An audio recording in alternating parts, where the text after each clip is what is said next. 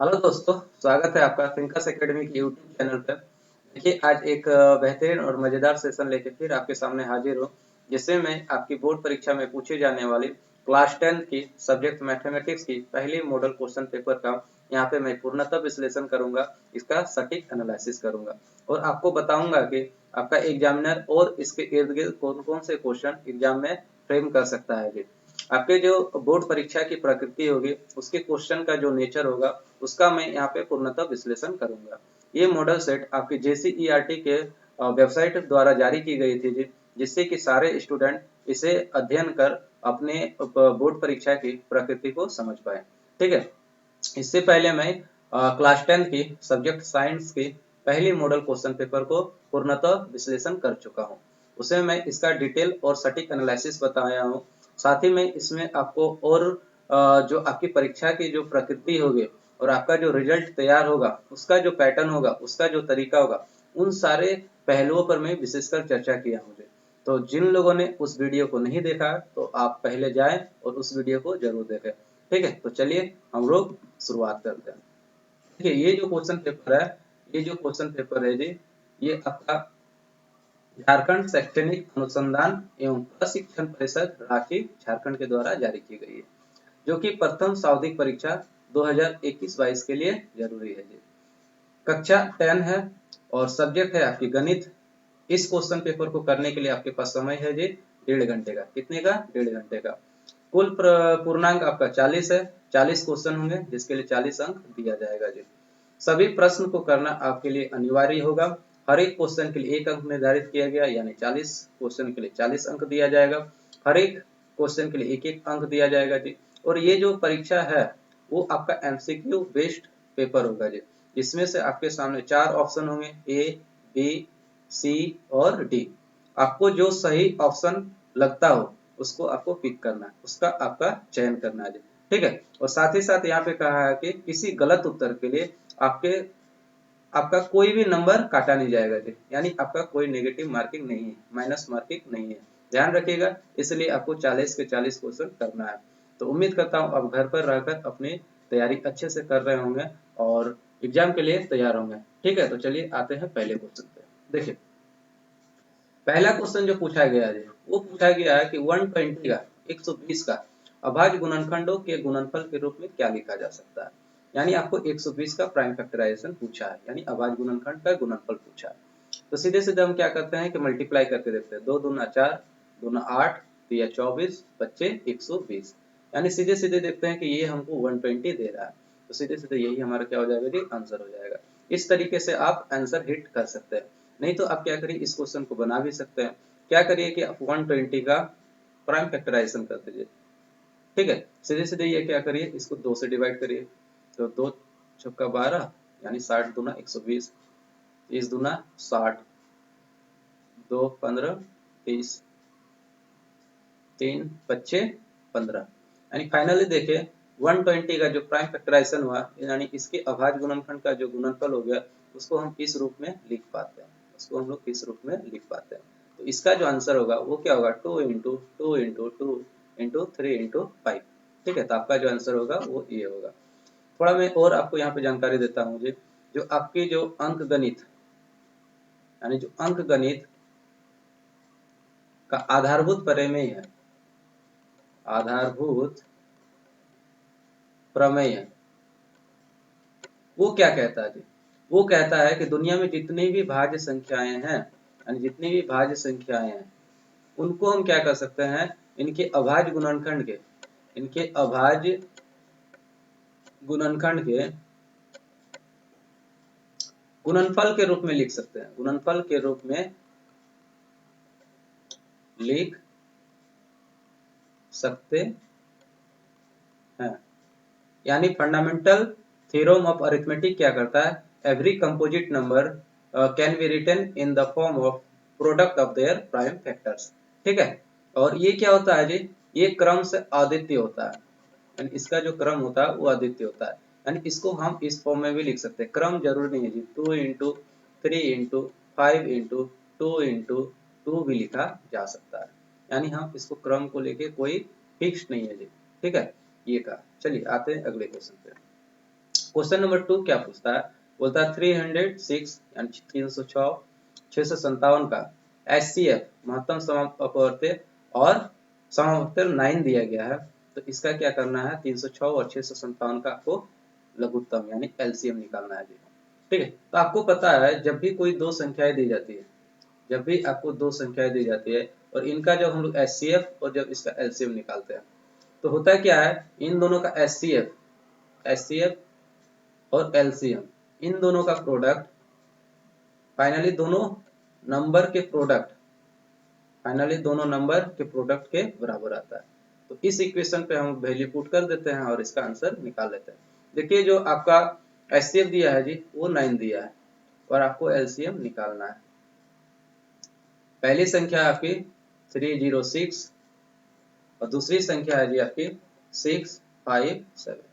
ठीक है, आपको क्या निकालना है, एलसीएम। क्या निकालना है, एलसीएम। तो आप क्या करिए, सीधे सीधे दोनों का प्रोडक्ट करिए।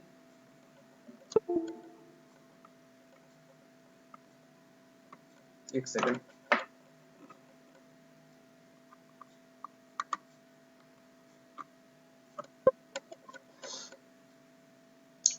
दोनों का प्रोडक्ट करिए।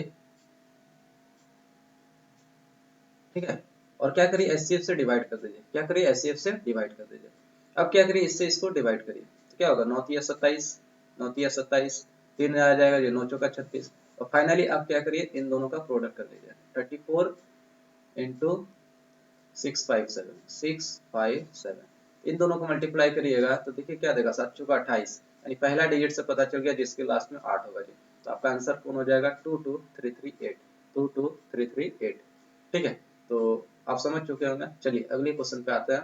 थर्ड कहता है क्या है, 15 और 25 का एचसीएफ क्या होगा जी, यानी 15 और 25 का क्या करना है, एचसीएफ निकालना है। तो देखिए एचसीएफ क्या होती है, एचसीएफ वो नंबर होता है ना, वो डिजिट होता है जो स्वयं नंबर को भाग करता है। देखते हैं एचसीएफ मान लेते 5 है, 5 है तो क्या इसको डिवाइड कर रहा है, तो देखते हैं 5 या 15, 5 25, हाँ डिवाइड करता है, तो यही आपका एचसीएफ होगा। देखिए 15 को तो डिवाइड करेगा लेकिन 25 को डिवाइड नहीं करेगा। 10 क्या करेगा, 15 को डिवाइड नहीं करेगा, 25 को भी डिवाइड नहीं करेगा, इसलिए एचसीएफ नहीं हो सकता। 2 15 को भी डिवाइड नहीं करेगा, 25 को भी डिवाइड नहीं करेगा, इसलिए इसका एचसीएफ नहीं हो सकता। ये तो था कम समय में इसका आंसर चुन लेना, लेकिन हम लोग को बनाना है तो फिर कैसे बनाए, तो सीधे सीधे आप क्या करिए, तो 15 से इसको भाग विधि द्वारा निकाल सकते हैं। 15 से 25 को क्या करिए जी, भाग करिए, तो क्या होगा, 15 एकम 15, बच जाएगा आपके सामने 10। तो इस 10 से क्या करिए, 15 को डिवाइड करिए वापस से, तो 10 एकम 10, बच जाएगा जी 5। फिर क्या करिए, इस 5 से 10 को डिवाइड करिए, 5 एकम 5, 5 दूना 10, सीधे सीधे आप काटिए ना, 5 दूना 10, तो आ जाएगा 0 0। तो 0 0 जिसके लिए आता है वही आपका क्या हो जाता है, एचसीएफ। तो सीधे सीधे इसका जो एचसीएफ निकला वो कितना निकला, वो आपका निकल गया 5। तो आप इस मेथड से भी इसका एचसीएफ निकाल सकते थे। ठीक है, चलिए इसका आंसर जो हो गया क्या हो गया, ऑप्शन ए हो गया। कौन सा हो गया, ऑप्शन ए हो गया। अगले क्वेश्चन पे आते हैं। देखिए आपका चौथा क्वेश्चन है। चौथा क्वेश्चन क्या कहता है कि एक प्राकृतिक संख्या का अभाज्य गुणनखंड उसके गुणनखंडों के क्रम को छोड़ते हुए क्या होता है। अभी मैंने बताया था आपको अंकगणित का आधारभूत परिमेय। पिछले ही क्वेश्चन में मैंने फर्स्ट के क्वेश्चन बताया था अंकगणित का आधारभूत परिमेय, जो कि क्या कहता था कि इस दुनिया में जितनी भी प्राकृतिक संख्याएं हैं उन सबको क्या कर सकते हैं जी, उसके अभाज्य गुणनखंड के गुणनफल के रूप में लिख सकते हैं, और उसका जो क्रम होगा वो क्या होगा, वो अद्वितीय होगा। वो क्या होगा, वो अद्वितीय होगा जी। ये मैंने कहा था। ठीक है,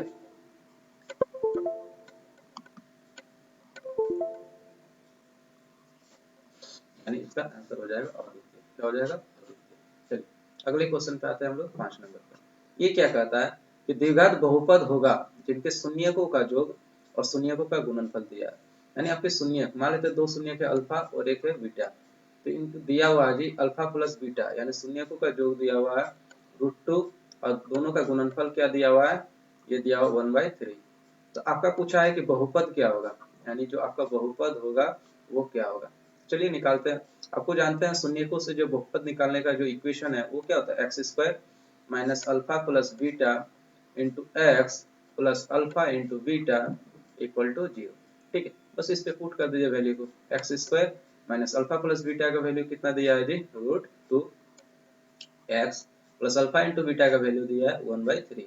ठीक है, अब क्या करते हैं, सीधे सीधे हम लोग इसका एलसीएम ले लेंगे, तो क्या हो जाएगा 3x square minus 3 root 2x plus 1 equal to 0। इस 3 को इधर भेज दीजिए, तो फाइनली क्या हो जाएगा, 3 उधर जाके 0 हो जाएगा, तो आपके पास बच जाएगा 3x square minus 3 into root 2x plus 1 equal to 0। आपका जो बहुपद होगा, आपका जो बहुपद होगा वो क्या हो जाएगा, तो आपका हो जाएगा 3x square minus 3 root 2x plus 1। आपका आंसर हो जाएगा यही। ये कौन से ऑप्शन में है, तो आप सीधे सीधे देख सकते हैं जी, ये पहले ऑप्शन में, किसमें, पहले ऑप्शन में। तो इसका आंसर जो हो जाएगा वो क्या हो जाएगा, ऑप्शन ए हो जाएगा। कौन सा हो जाएगा, ऑप्शन ए हो जाएगा। ठीक है, चलिए अगले क्वेश्चन पे हम लोग आते हैं। देखिए छठा क्वेश्चन क्या कहता है कि यदि A X square plus B X plus C के शून्य दिया गया है अल्फा बीटा हो, तो अल्फा प्लस बीटा का मान क्या होगा जी, अल्फा प्लस बीटा का मान क्या होगा। तो अभी बताएं जी अल्फा प्लस बीटा का मान क्या होता है। तो अल्फा प्लस बीटा यानी शून्यकों का जो जोड़ होता है उसको कहा जाता है कि माइनस एक्स का गुणांक, माइनस एक्स का गुणांक बटे एक्स स्क्वायर का गुणांक होता है, एक्स स्क्वायर का गुणांक यानी उसके शून्य को और उसके गुणनफलों गुणांकों के बीच क्या संबंध होता है। तो जब शून्यकों का जोड़ निकालते हैं तो क्या देता है, माइनस एक्स का गुणांक बटे एक्स स्क्वायर का गुणांक। आप जानते हैं जो आपकी द्विघात समीकरण रहती है उसको किस फॉर्म में लिखते हैं, जिसका मानक रूप है X square plus B X plus C. ठीक है, तो एक्स स्क्वायर का गुणांक क्या है, ए, एक्स का गुणांक क्या है जी, बी। ठीक है, और इसको हम लोग क्या कहते हैं, अचर राशि। ठीक है, तो सीधे सीधे आप बैठा सकते हैं, माइनस एक्स का गुणांक क्या हो जाएगा जी, माइनस और एक्स का गुणांक क्या हो गया, बी। ठीक है, और एक्स स्क्वायर का गुणांक क्या हो गया, ए। यानी हम कह सकते हैं शून्य का जोड़ को किस रूप में लिख सकते हैं, minus B by A, minus B by A. देखते हैं किसमें है, माइनस बी बाई ए। इसका आंसर हो जाएगा माइनस बी बाई ए।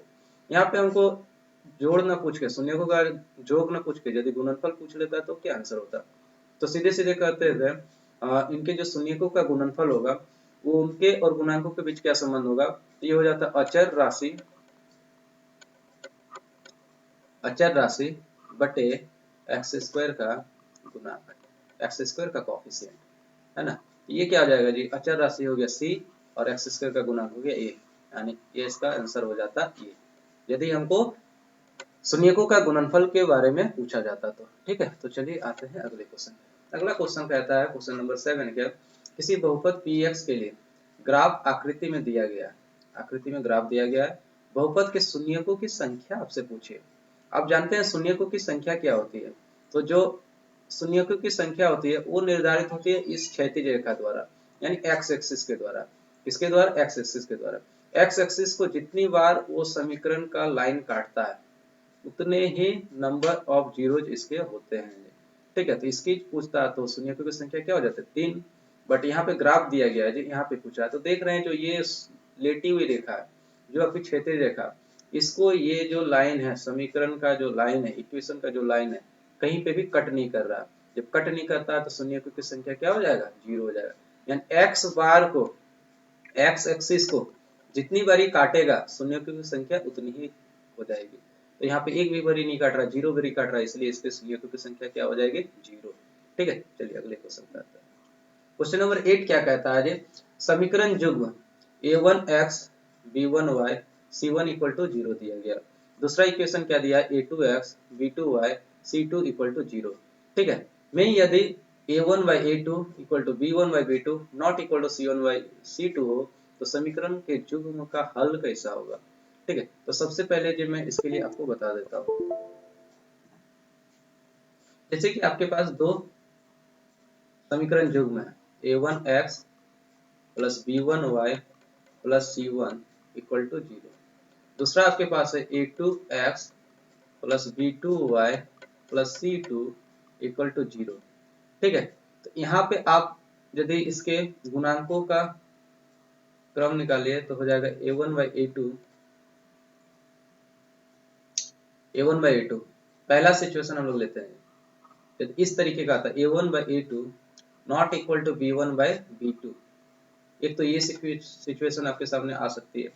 दूसरी जो सिचुएशन आएगी वो आ सकती है a1/a2 equal to b1/b2 equal to c1/c2। सीधे सीधे हम लोग क्या करेंगे, यहाँ से पिक कर लेंगे, यहाँ से हम लोग क्या कर लेंगे, पिक कर लेंगे, जो कि इसके गुणांक होंगे। तीसरा जो आ सकता है जी, तीसरा क्या आ सकता है, वो आ सकता है a1/a2 equal to b1/b2 but not equal to c1/c2। ये तीन सिचुएशन आपके सामने आ सकते हैं जी।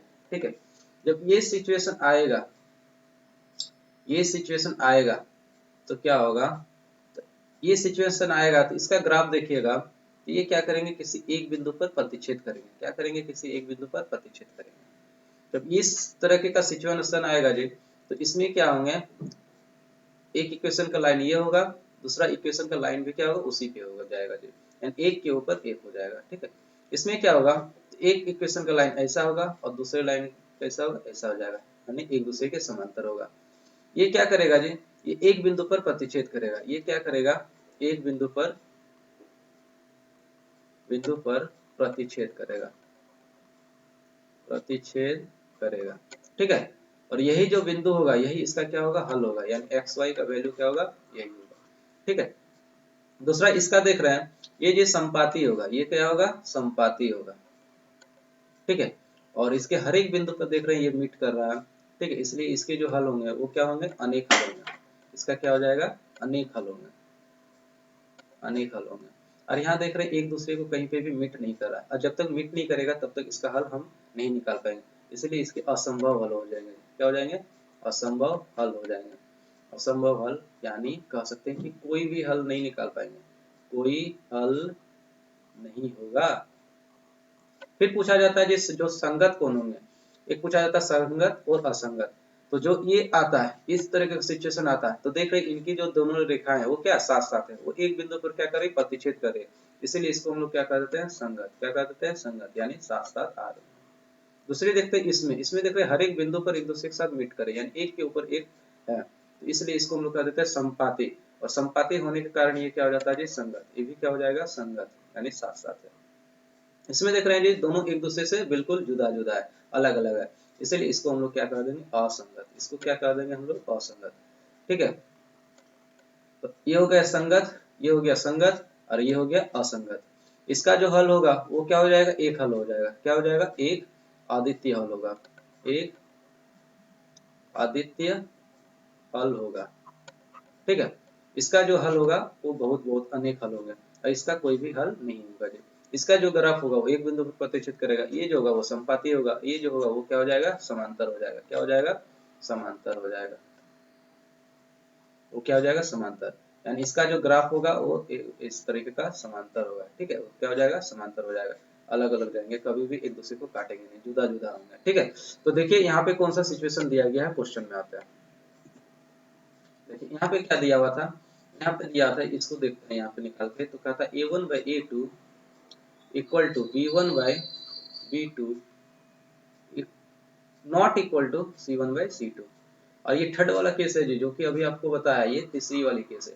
तीसरी वाली केस का कोई क्या बताया, उसका जो ग्राफ होता है वो क्या होता है, एक दूसरे के पैरेलल होता है, यानी जुदा जुदा होता है, एक दूसरे को कटता नहीं है। जब तक एक दूसरे को काटेगा नहीं, एक दूसरे को साथ मिलेगा नहीं, तब तक उसका कोई भी हल नहीं होगा। इसका कोई भी हल नहीं होगा, इसका आंसर जो हो जाएगा वो क्या हो जाएगा, कोई भी हल नहीं होगा, ऑप्शन सी हो जाएगा। चलिए अगले क्वेश्चन पे हम लोग आते हैं। देखिए केवल मेरा मकसद क्वेश्चनों का आंसर नहीं बताना है, बल्कि आपको इससे अवगत करा देना है कि एग्जामिनर और इसके इर्द गिर्द कौन कौन से क्वेश्चन एग्जाम में पूछ सकता है, यानी बोर्ड परीक्षा में आपको एग्जामिनर कहाँ कहाँ पे फंसा सकता है। चलिए देखते हैं। क्वेश्चन नंबर 9 क्या कहता है, समीकरण युग्म, दो समीकरण युग्म दिए हैं, 2x - 3y = 0, दूसरा दिया 3x + 4y + 20 = 0। निरूपित सरल रेखाएं हैं। निरूपित सरल रेखाएं क्या होंगी, संपाती, अभी जो बताया, संपाती होंगे कि समांतर होंगे कि प्रतिच्छेद करेंगे कि 90 डिग्री होंगे। तो बस आप कोएफिशिएंट का कंपेयर करके देख लीजिए कि a1/a2 = b1/b2 आपका क्या है। ये मान लेते हैं पहली इक्वेशन, इसको मान लेते हैं, और दूसरी इक्वेशन इसको मान लेते हैं। ठीक है, तो यहाँ से देखिएगा जी, यहाँ से यदि देखते हैं तो a1/a2 का वैल्यू क्या आता है, a1 के जगह पे है 2 और a2 के जगह पे है जी 3। ठीक है, अब आते हैं b1/b2, अब आते हैं b1/b2 का वैल्यू देखते हैं, तो B1 का वैल्यू है -3 और B2 का वैल्यू है जी 4। ठीक है, C1 बाई C2 देखें तो आप देखते हैं C1 के जगह पे क्या है जी 0 और C2 के जगह पे भी क्या है जाए 20। क्या हो जाएगा जी आपका 20 हो जाएगी जी 20। आप देख रहे हैं यहाँ पे A1 बाई A2 और B1 बाई B2 और C1 बाई C2 में क्या रिलेशन आया, तो हम कह सकते हैं कि A1 बाई A2 जो है वो B1 बाई B2 के बराबर नहीं है, B1 बाई B2 के बराबर नहीं है। तो अभी जो आपको बताया था ये पहला केस है, ये पहला केस है। तो पहला केस में क्या होते थे, तो एक दूसरे को क्या करते थे, एक पॉइंट पे प्रतिच्छेद करते थे। क्या करते थे, एक दूसरे को एक पॉइंट पे प्रतिच्छेद करते थे। और इसको हम लोग क्या कहते थे, इसको संगत कहते थे, इसको संगत कहते थे। और इसका एक अद्वितीय हल होता था जी, ठीक है, और एक बिंदु पर प्रतिच्छेद करती थी। इसलिए इसका जो आंसर होगा वो क्या होगा, प्रतिच्छेद करती है। इसकी जो निरूपित रेखाएं होगी वो क्या करेगी, प्रतिच्छेद करेंगे। चलिए अगले क्वेश्चन पे आते हैं। 10वें क्वेश्चन पे क्या कहता है कि C के किस मान के लिए समीकरण जुग्म C X minus Y equal to 2 तथा C X minus 2y equal to 4 का अनंत हल होगा जी। क्या होगा, अनंत हल होगा। आपको बताए थे अभी अनंत हल है, यानी कहने मतलब अनंत हल है, यानी इनकी जो निरूपित रेखाएं होंगे क्या होंगे, एक दूसरे के ऊपर होंगे, यानी ये क्या होंगे, संपाती होंगे। और संपाती होंगे तो इसका सिचुएशन क्या देगा, a1 by a2 equal to b1 by b2 equal to c1 by c2। ये अभी बताया था, ये सेकंड सिचुएशन थी। ये क्या थी, सेकंड सिचुएशन थी। तो चलिए कोफिशिएंट का कंपेयर करके देख ले, ठीक है, उसी से पता चल जाएगा जी।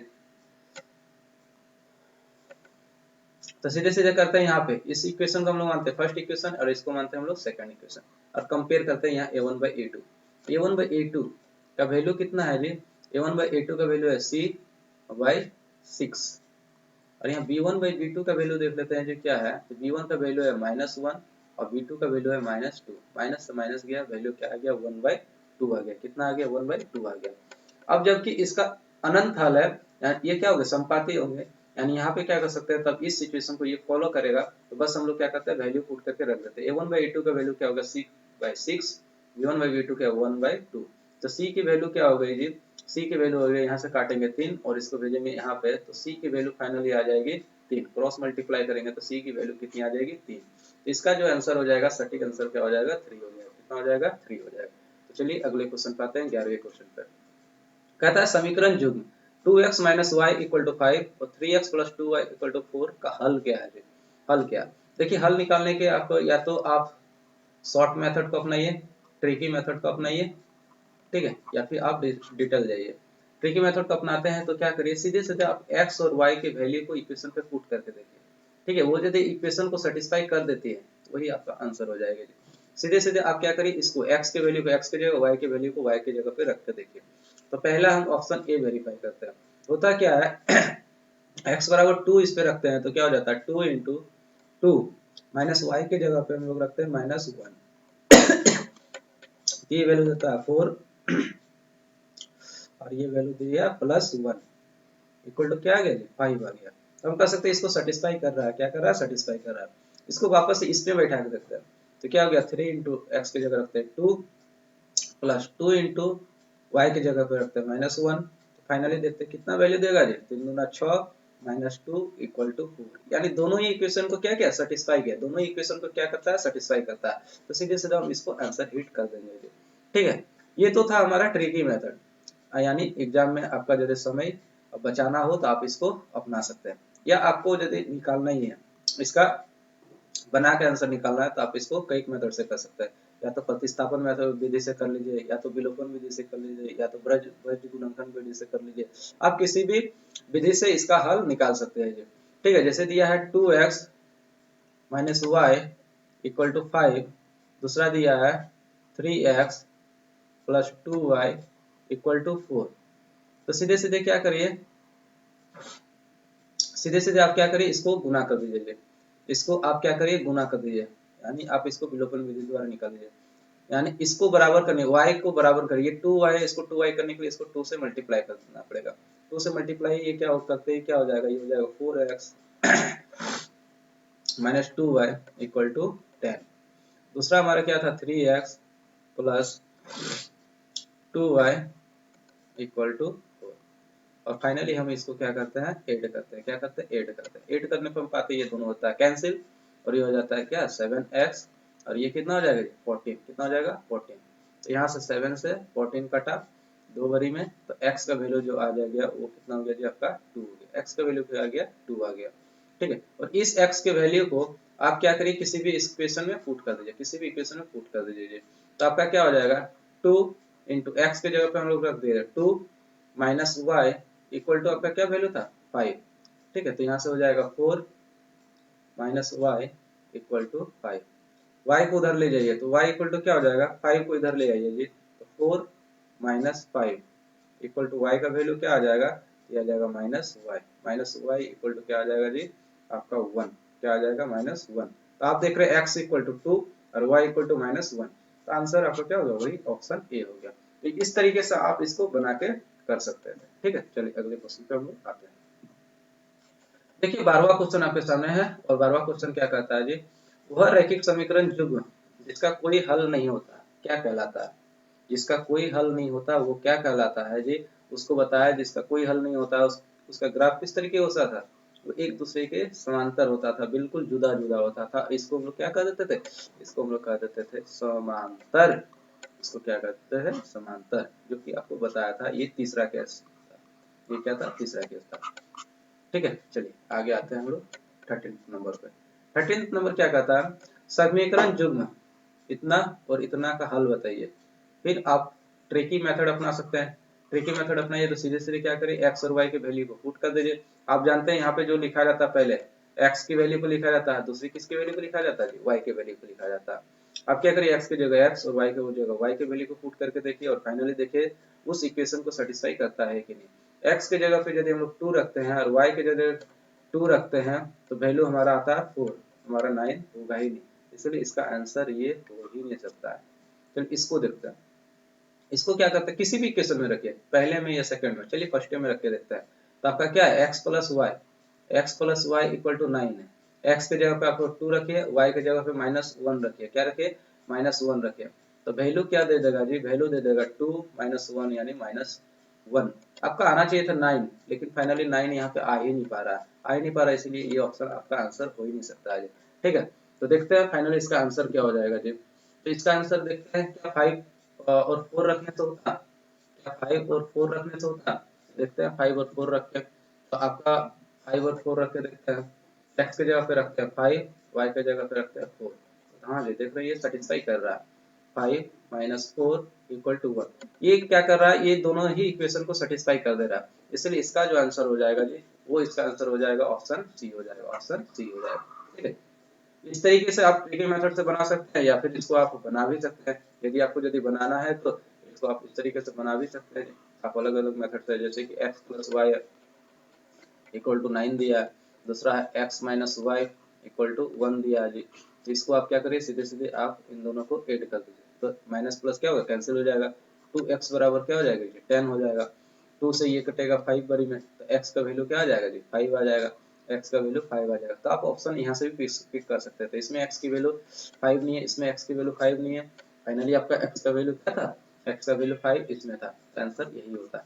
ठीक है, और आप यदि y की भी वैल्यू निकालना चाहते हैं तो सीधे क्या करें इस x के वैल्यू को कहीं पे पुट कर दीजिए, यानी क्या करें x की जगह 5 रख दीजिए और y इक्वल टू कितना दिया 9, यानी यहाँ से जो y की वैल्यू आ जाएगी वो क्या जाएगी 9 माइनस 4 इक्वल टू 5, यानी ये आंसर हो जाएगा। ठीक है, 9 माइनस 4 इक्वल टू 5। एक 1 सेकंड जरा, x की वैल्यू 5 थी ना जी, 5 थी, यहाँ पे 4 क्यों, यहाँ पे 5 रखिएगा तो इसकी आंसर आ जाएगी 4, यानी x की वैल्यू 4 और y की वैल्यू कितना आ जाएगी, x की वैल्यू 5 और y की वैल्यू आ जाएगी 4। ठीक है, तो इसका आंसर हो जाएगा 5 और 4। अगले क्वेश्चन को देखते हैं। क्या निम्नलिखित में से कौन सा द्विघात समीकरण है, द्विघात समीकरण है जी। द्विघात समीकरण के लिए सीधे सीधे आप क्या करें, जिस भी समीकरण में चर की घात 2 उसको हम लोग क्या कहते हैं द्विघात समीकरण कहते हैं। यानी द्विघात समीकरण का जो मानक रूप रहता है वो क्या होता है ax square plus bx plus c equal to 0। जिस बहुपद की घात या जिस समीकरण में बहुपद की उसकी बहुपद की घात आपका 2 आ जाता है जी, उसको हम क्या कहते हैं द्विघात समीकरण कहते हैं। देखते हैं इस रूप में कौन से समीकरण हमारा है। यहाँ पे देखते हैं सीधे सीधे, यहाँ पे देखते हैं इसको अंदर ले जाइए तो वैल्यू क्या देगा एक्स स्क्वायर माइनस 3x और उस साइड क्या है जी एक्स स्क्वायर माइनस 7। सीधे देख सकते हैं एक्स स्क्वायर से ये एक्स स्क्वायर कैंसिल हो जाएगा, तो फाइनली जो आंसर आएगा वो क्या आ जाएगा जी, वो आपका जाएगा -3x। ठीक है, -3x उधर जाएगा तो जाएगा प्लस, और ये हो जाएगा -7, इधर आ जाएगा 0। तो देख रहे हैं एक्स स्क्वायर के फॉर्म में ये आ ही नहीं पा रहा है, इसके लिए ये आंसर हो ही नहीं सकता। इसको देख ले रहे हैं, ये किस फॉर्म में आता है, तो a प्लस बी का होल स्क्वायर क्या आएगा, ए स्क्वायर प्लस 2ab प्लस बी स्क्वायर इक्वल टू ये दिया एक्स स्क्वायर माइनस 5x। देख रहे हैं एक्स स्क्वायर से एक्स स्क्वायर कैंसिल हो गया, तो फाइनली एक्स स्क्वायर बचा ही नहीं, तो आ ही नहीं सकता, इसलिए ये द्विघात समीकरण हो ही नहीं सकता। इसको देखते हैं जी, ये एक्स स्क्वायर 3x प्लस 1, यहाँ पे है x माइनस 2। तो देख रहे हैं, इसको यदि हम लोग सिंप्लीफाई करते हैं तो क्या आ जाएगा, x square plus 3x plus 1 और फाइनली माइनस x प्लस 2 लाते हैं, तो वैल्यू क्या दे देगा जी, ये दे देगा एक्स स्क्वायर, माइनस करेंगे तो ये देगा प्लस 2x और ये क्या देगा प्लस 3। तो देख रहे हैं ये किस फॉर्म में आ रहा है, ये X square A X square plus B X plus C के रूप में आ रहा है। तो इसका आंसर कौन सा हो जाएगा, यही हो जाएगा जी, क्या हो जाएगा, सीधे सीधे X square plus 3x plus 1 equal to X minus 2, इसका सही आंसर होगा। ठीक है, चलिए अब देखते हैं इसका, यदि विविधता d ग्रेटर देन 0 हो तो मूल की प्रकृति क्या होगी जी। तो थोड़ा हम लोग जान लेते हैं मूल की प्रकृति के बारे में। आप लोग जानते हैं जी जो द्विघात समीकरण है वो किस रूप में था, A X square plus B X plus C equal to 0।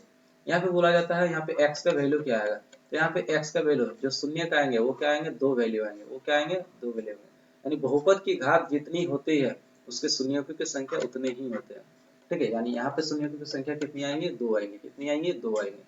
ठीक है, तो ये हम कैसे निकाल सकते हैं जी, ये हम कैसे निकाल सकते हैं, तो सबसे पहले हम लोग यहाँ पे निकालते हैं विविक्तर। क्या निकालते हैं, विविक्तर, विविक्तर निकालते हैं। विविक्तर क्या होता है, जिसको हम लोग d से डिनोट करते हैं, जो कि फॉर्मूला हो जाता है बी स्क्वायर माइनस 4ac। क्या हो जाता है, बी स्क्वायर माइनस 4ac।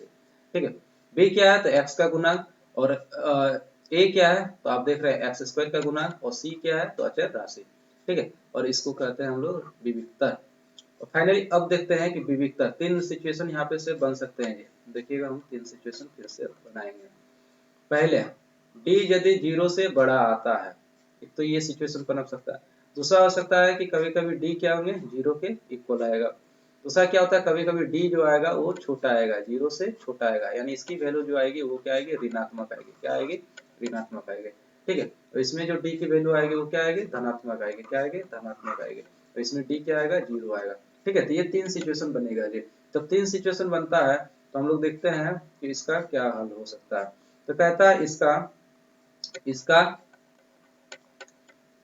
एक आदित्य हल होगा। क्या होगा, इसका एक अद्वितीय हल होगा। ठीक है, इसका एक क्या होगा, अद्वितीय हल होगा। और ये दोनों असमान होंगे, इसका क्या हो जाएगा, असमान होगा जी, असमान होगा, असमान हल होंगे। दो हल होंगे और दोनों क्या होंगे, असमान होंगे, और वास्तविक भी होंगे। क्या हो जाएंगे जी, वास्तविक और असमान हल होंगे। ठीक है, इसका क्या होगा, इसका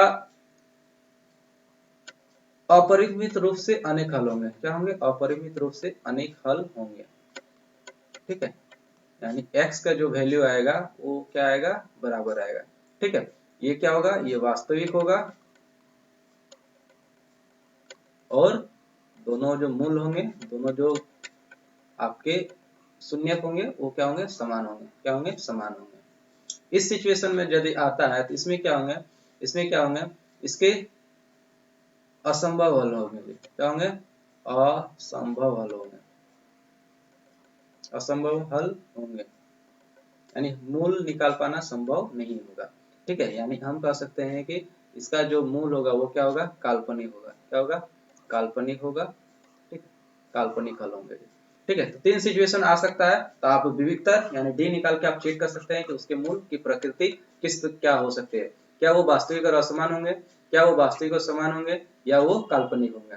ठीक है, क्या उसका एक हल होगा, क्या उसके अनेक हल होंगे, या फिर उसके कोई भी हल नहीं होंगे। एक हल होंगे यदि डी का वैल्यू प्लस में आता है, अनेक हल होंगे यदि डी का वैल्यू 0 आता है, और कोई भी हल नहीं होगा यदि डी आपका ऋणात्मक आता है। तो देखते हैं क्वेश्चन में कौन सा सिचुएशन बनता है।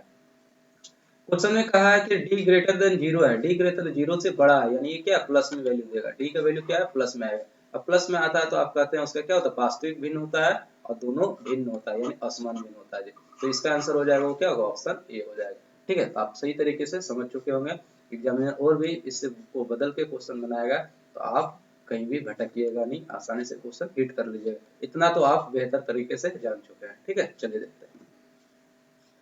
फिर कहता है जी द्विघात समीकरण इतना कि मूलों की प्रकृति क्या होगी। देखिए फिर इसी कॉन्सेप्ट बेस्ड है। सीधे सीधे आप क्या करिए, तो मूलों की प्रकृति निकालने के लिए क्या निकालना पड़ेगा, वी वेक्टर डी। डी इक्वल टू क्या होता है, बी स्क्वायर माइनस 4ac, जो कि मैंने बता रखा है। वैल्यू बैठे ये बी, बी की वैल्यू क्या, बी क्या था, एक्स का कोफिशिएंट यानी 1 माइनस 4 इंटू ए क्या था, एक्स स्क्वायर का कोफिशिएंट जो कि क्या है इंटू 1, और सी की वैल्यू कितना है जी -1। ये माइनस और ये माइनस मिला क्या देगा, प्लस का वैल्यू देगा जी। फाइनली जो वैल्यू आएगा वो क्या आएगा, डी इक्वल टू 5 आ जाएगा। डी की वैल्यू क्या आ जाएगी, 5 आ जाएगा, जो कि क्या धनात्मक है, प्लस में वैल्यू, प्लस में वैल्यू आती है तो उसका वैल्यू क्या हो जाता है, जो मूलों की प्रकृति होती है वो वास्तविक होती है और असमान होती है। तो इसका आंसर जो होगा, सही आंसर ऑप्शन बी हो जाएगा। ठीक है, तो बेहतरीन तरीके से आप समझ रहे होंगे। ठीक है, चलिए देखते हैं अगला क्वेश्चन। क्वेश्चन नंबर 17 का आता है, इस द्विघात समीकरण के दो भिन्न और वास्तविक मूल होंगे, दो वास्तविक और भिन्न मूल्य होंगे, तो आपका कौन सा सिचुएशन बनेगा। देखिए यहाँ पे डी दिया है, डी का value B square minus 4ac यानी विविक्तर दिया है। अभी बताया जी डी, डी जब धनात्मक आएगा, यानी ये डी जब धनात्मक आएगा यानी डी ग्रेटर देन 0 आता है, तब ये सिचुएशन पनपता है, यानी डी यानी B square minus 4ac greater than 0, तब हम कह सकते हैं कि इसके क्या होंगे, दो वास्तविक और असमान भिन्न होता है जी। तो दो वास्तविक और भिन्न मूल कब होंगे, जब B square minus 4ac greater than 0 होगा जी। तो देखते हैं B square minus 4ac greater than 0, option C में, यही आपका इसका सटीक आंसर हो जाएगा। ठीक है, चलते आते हैं 18 नंबर क्वेश्चन में। 18 नंबर क्वेश्चन क्या कहता है कि X square minus 4x plus 3 equal to 0 का विविक्तर क्या होगा। ठीक है, यानी आपको सीधे सीधे डी की वैल्यू पूछा, विविक्तर बी स्क्वायर माइनस 4ac की वैल्यू पूछ रखा है क्या होता है। तो बी की जगह पे है -1 का स्क्वायर माइनस 4 इंटू 1 इंटू सी की जगह पे क्या है 3, ये क्या जाएगा 1 माइनस 4 दिया 12, कितना आ जाएगा जी 12। ठीक है, 4ac। ठीक है, तो ये वैल्यू जो आएगा वो आ जाएगा -11, कितना आ जाएगा -11। तो इसका सही आंसर हो जाएगा डी, ऑप्शन डी -11। चलिए अगले क्वेश्चन पे आते हैं। देखिए फिर कहा जी द्विघात समीकरण x square minus 4x plus के जो मूल है वो समान है, क्या है, मूल है समान है, तो के का मान क्या होगा जी।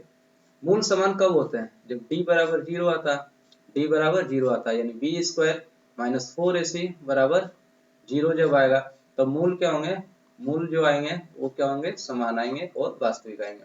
ठीक है, यानी इस सिचुएशन को फॉलो करेगा। तो सीधे सीधे हम लोग क्या करते हैं, इस पे वैल्यू को पुट कर देते हैं। बी की जगह पे क्या दिया -4, तो -4 का होल स्क्वायर करते हैं, -4 का होल स्क्वायर करते हैं, -4 इंटू ए की जगह पे 1 और सी की जगह पे है जी के, और ये हो गया 0। ठीक है, फाइनल देखते हैं, इसका हो जाएगा 16 minus 4k equal to 0। Finally इसको देखते हैं हम लोग, इसको फर्दर करेंगे तो हो जाएगा जी 16 इक्वल टू -4k को उस साइड ले गए, ये दे दिया 4k, 4 से कटा 4, तो k की वैल्यू आ गई 4, k की वैल्यू कितनी आ गई जी 4। तो देखते हैं कहाँ, ऑप्शन ए में, कहाँ पे, ऑप्शन ए में आंसर कितना है 4। ठीक है, चलिए आगे आते हैं 20 नंबर क्वेश्चन। देखिए द्विघात समीकरण से काफी सारे क्वेश्चन पूछ रखे हैं, इसलिए इसको बेहतरीन तरीके से समझिए और हल करने का कोशिश करिए। द्विघात समीकरण का मूल ज्ञात करें, मूल पूछा है तो सीधे सीधे आपको पूछा, मूल पूछे या शून्य पूछे, सीधे सीधे आप क्या करिए, इसको इक्वेशन में पुट कर दीजिए। यदि इक्वेशन को वो सेटिस्फाई करता है तो हम कहेंगे हाँ वो मूल उसी के होंगे। ठीक है, तो चलिए पुट के देखते हैं। ये x का वैल्यू है, ठीक है, और ये भी x का वैल्यू है, यानी दोनों वैल्यू को रख के हमको बारी बारी से चेक करना पड़ेगा जी। तो देखते हैं यहाँ पे रखते हैं x की जगह 2 का square -5 into 2 plus 6 equal to 0। एक काम करते हैं, यहाँ पे पुट करने से बेहतर है कि हम इसका मूल ज्ञात ही कर लें। क्या करें, सीधे सीधे इसका मूल ज्ञात ही कर लें, बेसिक तरीके से हम इसका मूल ज्ञात ही कर लेंगे।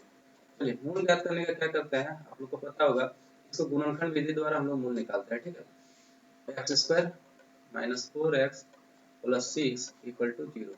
यहाँ पे क्या करते हैं, इसको ब्रेक करते हैं, दो पार्ट में तोड़ते हैं, विभक्त करते हैं। तो ये क्या होगा, इसको इस तरीके से अंदाजा लगाते हैं, इसका कोफिशिएंट क्या 1 6 कम 6, यानी ऐसे दो टर्म में तोड़ना है जो कि टूटेगा तो हमको क्या देगा 6 देगा और इंटू के 6 देगा और माइनस प्लस करके -5 देगा। तो यहाँ पर हम इसको इस तरीके से तोड़ देते हैं, -3x plus 2x plus 6 equal to 0। यहाँ वैल्यू दे दिया आपका माइनस, ये भी माइनस में होगा, ये भी क्या होगा माइनस में होगा। ठीक है, चलिए यहाँ से कॉमन निकाल लेते हैं x, तो ये x माइनस 3, यहाँ से कॉमन लेते हैं -2, तो x minus 3 equal to 0। Finally इसको और इसको एक साथ लिखते हैं तो हो जाएगा x माइनस 2 और फिर x माइनस 3 इक्वल टू 0। दो चीजों का प्रोडक्ट 0 दे रहा है, तो यानी कह सकते हैं ये 0 होगा, ये 0 होगा, तो x की वैल्यू क्या देगी जी, 2 दे देगी। और कहते हैं यदि ये 0 होता, ये यदि 0 होता तो हम कहते हैं x की वैल्यू क्या होती, x की वैल्यू 3 होती जी। तो यहाँ से जो आपका आंसर आएगा वो क्या आएगा, x 2 और x की वैल्यू 3, यानी सीधे आंसर जो हो जाएगा इसका क्या हो जाएगा 2 और 3 हो जाएगा। ठीक है, तो चलिए आप इसको बेहतरीन तरीके से समझ चुके होंगे। आगे आता है जी 21 क्वेश्चन। ये कहता है निम्नलिखित में से कौन एपी में है, यानी अरिथमेटिक प्रोग्रेशन के बारे में पूछ रखा है, समांतर श्रेणी से क्वेश्चन पूछा है। समांतर श्रेणी क्या होती है जी, आप जो समांतर श्रेणी देखे होंगे जी, ये जो श्रेणी होता है इसमें जो पंजरी वगैरह होती है वो समान समान दूरी पर लगे होते हैं, समान समान दूरी पर रहते हैं, यानी वैसे सीरीज हमको देखना है जो कि समान समान दूरी पे होता है, 1 2 3 4 5 6 7। देखो इन दोनों के बीच जो गैप है कितना है, +1 +1 +1 +1 +1 +1, यानी गैप कितना है, बराबर बराबर का। इसी तरीके हम बहुत सारे देख सकते हैं, 2 4 6 8 10, +2 +2 +2 +2। जो इन दोनों के बीच में गैप है वो क्या है, इसका बराबर है, और इसी गैप को हम लोग क्या कहते हैं, सारवंतर यानी डी कहते हैं। क्या कहते हैं, डी कहते हैं। सारवंतर कितना कहते हैं, डी कहते हैं। यानी डी निकालना हो तो क्या करिए, पिछला पद से पहले पद को घटा दीजिए तो इसका निकल जाता है डी। यानी वह सीरीज जिसके बीच जो आपका सारवंतर रहता है वो यदि बराबर हो तो हम कहेंगे हाँ जी वो एपी में है। तो देखते हैं ये कितना है, 2 2 4 4 8, यहाँ पे था +2 और यहाँ पे हो गया +4, तो ये तो गड़बड़ा गया मामला, ये तो आपका एपी में नहीं है। अगला आते हैं 5, फिर हो गया 25, फिर हो गया 125, नहीं ये तो हो ही नहीं सकता, गैप बराबर नहीं है। 1 2 3 2 5 2 7, हमेशा देख रहे हैं आप 2 2 2 का गैप है, +2 +2 +2 है, यानी डी का वैल्यू जो है वो क्या है, बराबर है, सारा अंतर इसका समान है, इसलिए एपी में कौन है, 1 3 5 एंड 7, ये आपकी एपी बना रही है जी। अगला आता है क्वेश्चन नंबर 22। क्वेश्चन नंबर 22 कह रहा है कि एपी 2 7 12 का 10वां पद क्या है, 10वां पद क्या है जी। थोड़ा एपी आप लोग समझ लीजिए, एपी के बारे में थोड़ा मैं आपको थोड़ा सा ऐसी जानकारी दे दूं। एपी आपको समझाया क्या होती है, एक ऐसी सीरीज होती है जो कि जिसके बीच का गैप क्या रहता है जी, आपका बराबर रहता है। क्या रहता है, बराबर रहता है। ये देख रहे हैं 3 में 3 जोड़े तो 6, में 3 जोड़े तो 9, में 3 जोड़े तो 12, 12 में 3 जोड़े तो 15 आ गया। यानी यहाँ जो डी आ रहा है उसकी वैल्यू क्या आ रही है, +3 आ रही है। क्या आ रही है, +3। इसका निकालने का जो तरीका होता है वो क्या होता है, पहले टर्म को कहते हैं पहला पद, इसको कहते हैं दूसरा पद, इसको कहते हैं तीसरा पद, इसको कहते हैं चौथा पद, इसको कहते हैं पांचवा पद, इसी तरीके से और भी पद निकालते थे, इसको क्या कहते हैं, एनवा पद। इसको क्या कहते हैं जी, एनवा पद। ठीक है, तो डी निकालने का क्या रहता है, पिछला पद से पहले पद को घटाइए, कहीं पे भी घटाइए, तो ये हो गया a2 minus a1 equal to आपका क्या देता है, डी देता है। इसी तरह आप निकाल सकते थे a6 minus a5 equal to क्या हो जाता है जी, यहाँ पे देखते हैं a5 का a6 का वैल्यू कितना होता है 18, यानी 18 माइनस 15 क्या दे दिया जी, +3। यानी आप डी कहीं पे भी पूरे एपी में कहीं पे भी निकाल सकते हैं। साथ ही साथ हम कह सकते हैं कि a2 इक्वल टू क्या हो गया जी, a में डी जोड़े, a3 इक्वल टू क्या हो गया जी, a2 में d जोड़े तो आपको मिला, a4 इक्वल टू क्या हो गया जी, a3 प्लस d किए तो मिला। ठीक है, इसको इस तरीके से लिखिए, या फिर आप सीधे सीधे कह सकते थे जी, आपका a4 को क्या लिख सकते थे, ये पहला दूसरा तीसरा चौथा, पहले a4 को क्या लिख सकते थे, आप इसको इस तरीके से लिख सकते थे a3 plus d equal to a4, या फिर इसी को क्या लिख सकते थे a1 प्लस, कई को d जोड़ना पता, 1 2 3 4, 4 को d जोड़ देते हैं, ठीक है, तो आंसर आ जाता जी। ठीक है, 4 को डी जोड़ देते हैं तो आंसर आ जाता। ठीक है, इस तरीके से ये आंसर आ जाता है, एक D 2 D 3 D 4 D, 4 D जोड़ देते हैं तो आंसर आता है। यानी आप इस तरीके से a4 निकालें, इस तरीके से आप a5 निकालिएगा, a10 निकालिएगा, a100 निकालिएगा। ठीक है, और इस तरीके से आप क्या करिए an भी निकाल पाइएगा, क्या निकालिए an भी निकाल पाइएगा। ए एन का वैल्यू देगा। यहाँ पे देखिए A4 निकाल रहे थे तो हम लोग यहाँ क्या कर रहे थे A3 कर रहे थे, यानी 4 में 1 घटा रहे थे। यहाँ n है तो हम लोग क्या करें n करेंगे, n में -1 करेंगे जी, तो क्या हो जाएगा जी A plus n-1 into D, A plus n-1 into D. हम लोग यहाँ पे क्या निकाल रहे थे जी A4 निकाल रहे थे, A4 निकाल रहे थे तो एक्चुअली यहाँ पे 3D होगा। क्या हो जाएगा जी ये 3D होगा। क्यों? क्योंकि A4 निकाल रहे थे, सॉरी मैं A5 के बारे में जा रहा था। 1D 2D और 3D, ठीक है 3D मिला के हम लोग जा रहे थे। तो यहाँ से सीधे सीधे क्या करते हैं एक n में से 1 घटा देते हैं तो हमको an निकल जाता है। क्या निकल जाता है जी an का वैल्यू निकल जाता है। ठीक है, थोड़ा और समझ लीजिए। जैसे ये है 4 8 12 16 20, ठीक है ये हो गया A5, ये हो गया A4, ये हो गया A3, ये हो गया A2, ये हो गया A1, और इसी तरह हम लोग कहीं पे भी निकाल देते AN। ठीक है, हमको यदि A5 का वैल्यू निकालना है तो हम लोग क्या निकाल सकते हैं, इसको इस तरीके से निकाल सकते हैं A प्लस 4 गोटी, A प्लस 4 गोटी। क्यों? क्योंकि 1 गोटी 2 गोटी 3 गोटी और ये 4 गोटी। ठीक है, तो ये क्या है ये n, इसको n माने तो इसमें क्या क्या n-1 इंटू डी कर दिए, A plus n-1 into D, इसको यदि n मानते हैं तो ये क्या हो जाता है n-1 इंटू डी, और ये क्या होगा A प्लस। यही से हमको an की फॉर्मूला क्या होता है an equal to A plus n-1 into D. ये जो है ये आप फॉर्मूला याद करके रख लीजिए, कहीं पे भी एनवा पद निकालने के लिए काम आएगा जी। ठीक है, या फिर सीधे सीधे यदि देता है तो आप इस तरीके से संवा यदि कहेगा तो आप A प्लस 99D निकाल सकते हैं। ठीक है, इसी तरह ए यानी एक नंबर में 1 घटा के आप D से मल्टीप्लाई कर दीजिएगा तो इस तरीके से आप निकाल सकते हैं। ठीक है, तो चलिए क्वेश्चन पे आते हैं। क्वेश्चन क्या कहा था, क्वेश्चन यहाँ पे कहा था 10वां पद। 10वां पद यानी हम कह सकते A प्लस 10 में 1 घटा देंगे तो 9D, क्या करेंगे 9D, A प्लस 9D निकाल देंगे तो वैल्यू में रह जाएगा।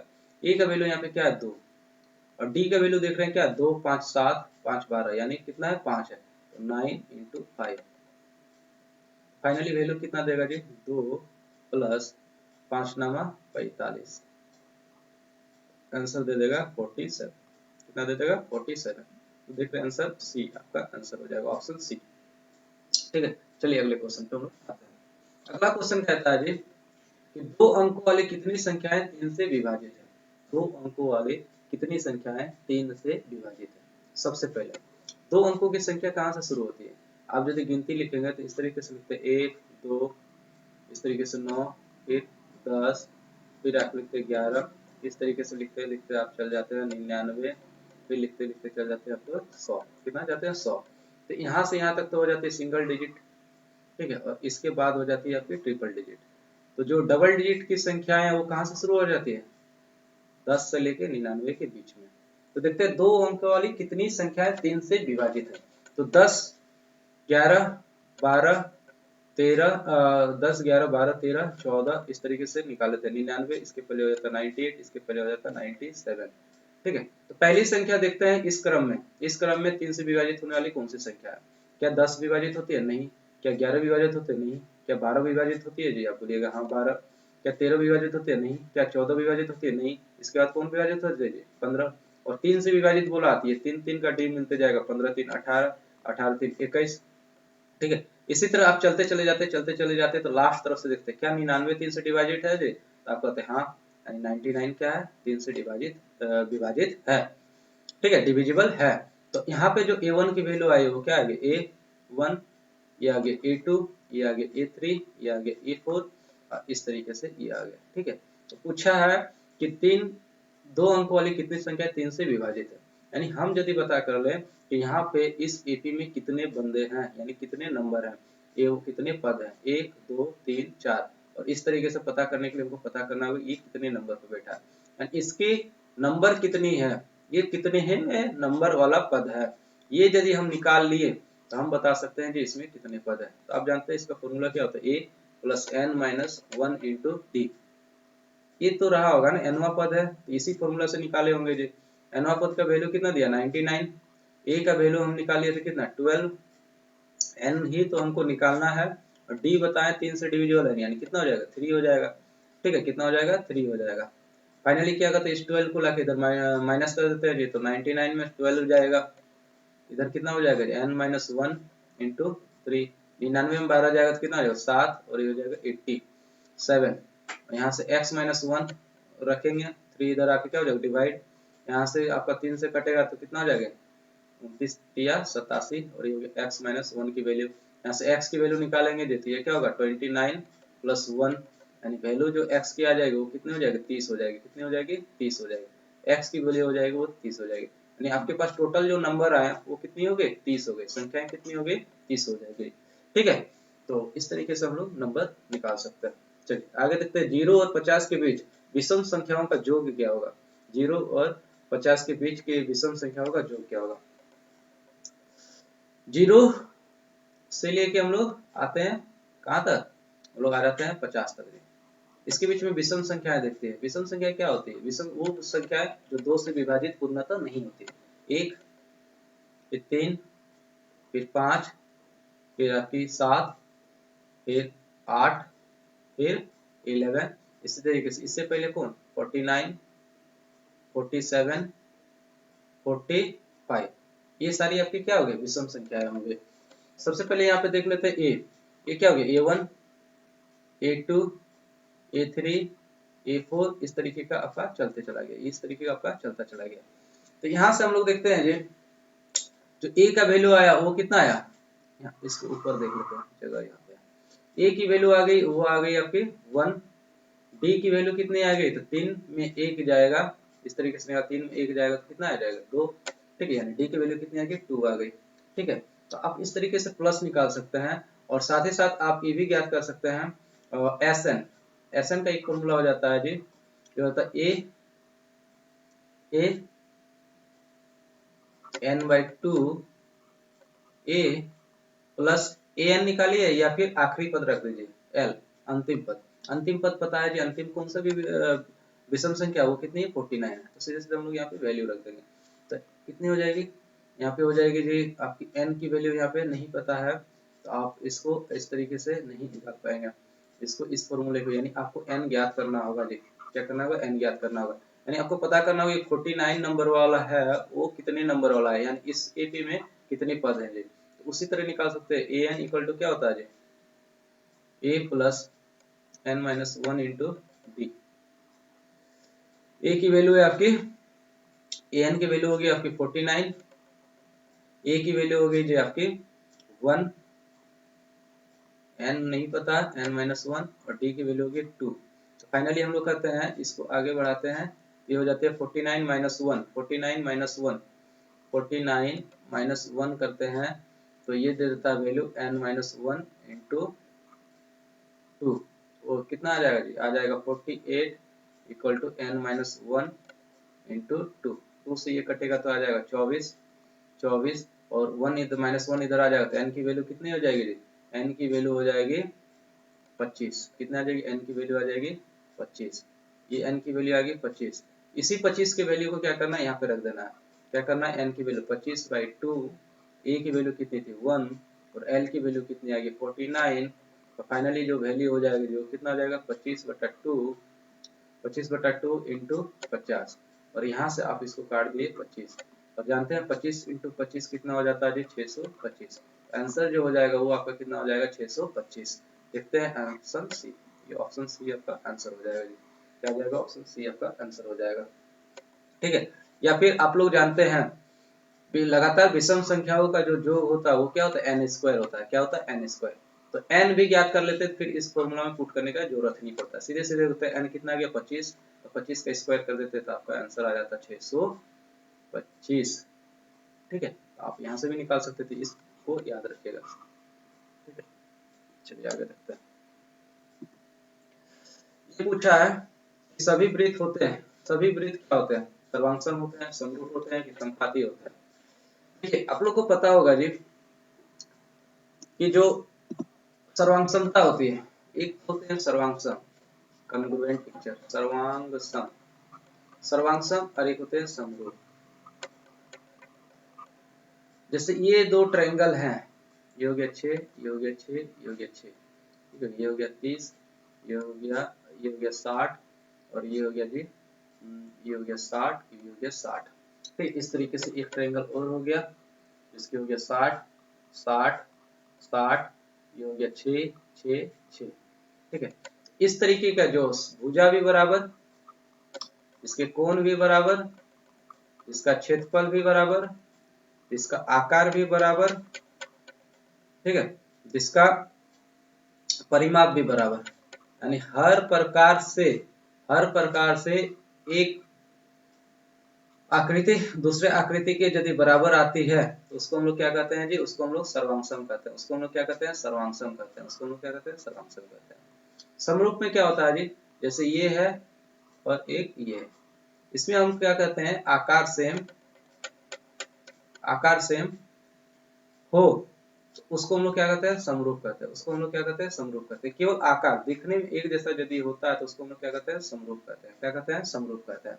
ठीक है, तो यहाँ पे आ जाती है समरूप का कंसेप्ट आ जाता है जी। तो यहाँ पे कहते हैं जितने भी आपके समबाहु त्रिभुज हो गए, जितने भी आपके समबाहु त्रिभुज हो गए जी, वो क्या होते हैं, समरूप होते हैं, वो क्या होते हैं, समरूप। यहाँ समरूप के बारे में बता रहे हैं, वो सारे क्या होते हैं, समरूप होते हैं। जितने भी आपके वृत्त होते हैं, जितने भी आपके वृत्त होते हैं वो सब क्या होते हैं, समरूप होते हैं। जितने भी आपके वर्ग होते हैं, जितने भी आपके वर्ग होते हैं वो सब क्या होते हैं जी, समरूप होते हैं, वो सारे क्या होते हैं, समरूप होते हैं। ठीक है, तो यहाँ से आ जाती है समरूपता की समरूपता। ठीक है, तो यहाँ देखते हैं क्वेश्चन में आपका क्या पूछा था। क्वेश्चन में पूछा था सभी वृत्त, वृत्त के बारे में बताया जी, छोटा हो, बड़ा हो, और भी बड़ा हो, और भी बड़ा हो, सब दिखने में क्या रहता है, एक जैसा रहता है, सबका आकार एक जैसा होता है, इसलिए हम कहते हैं कि क्या होते हैं, समरूप होते हैं। क्या होते हैं, समरूप होते हैं। ठीक, अब अगला क्वेश्चन कहता है आकृति में डी पैरेलल टू बीसी है, डी पैरेलल टू बीसी है, इसके समांतर है। ठीक है, ये एक दूसरे की क्या है, समांतर है। ठीक है, पूछा डीबी बराबर 2 दिया है, डीबी का वैल्यू दिया 2, एई का वैल्यू दिया 1.5 और ईसी का वैल्यू दिया है 3। आपको पूछा एडी का वैल्यू होगा वाट। आपको पता ही है जब किसी त्रिभुज में, किसी भुजा के समांतर कोई रेखा खींची जाती है तो ये जो रेखा अन्य दो भुजा को जो काटती है वो क्या कहते हैं, समान अनुपात में काटती है। And इससे हम कह सकते हैं A D E B C, यहाँ से हम कहते हैं कि जो आपका A D by B D होगा इक्वल टू क्या हो जाएगा जी, ए बाई ई सी हो जाएगा, ए बाई ई सी हो जाएगा। वैल्यू पुट कर दो बस, A D by B D का वैल्यू कितना है 2, ए का वैल्यू कितना है 1.5 और इसी का वैल्यू कितना है 3।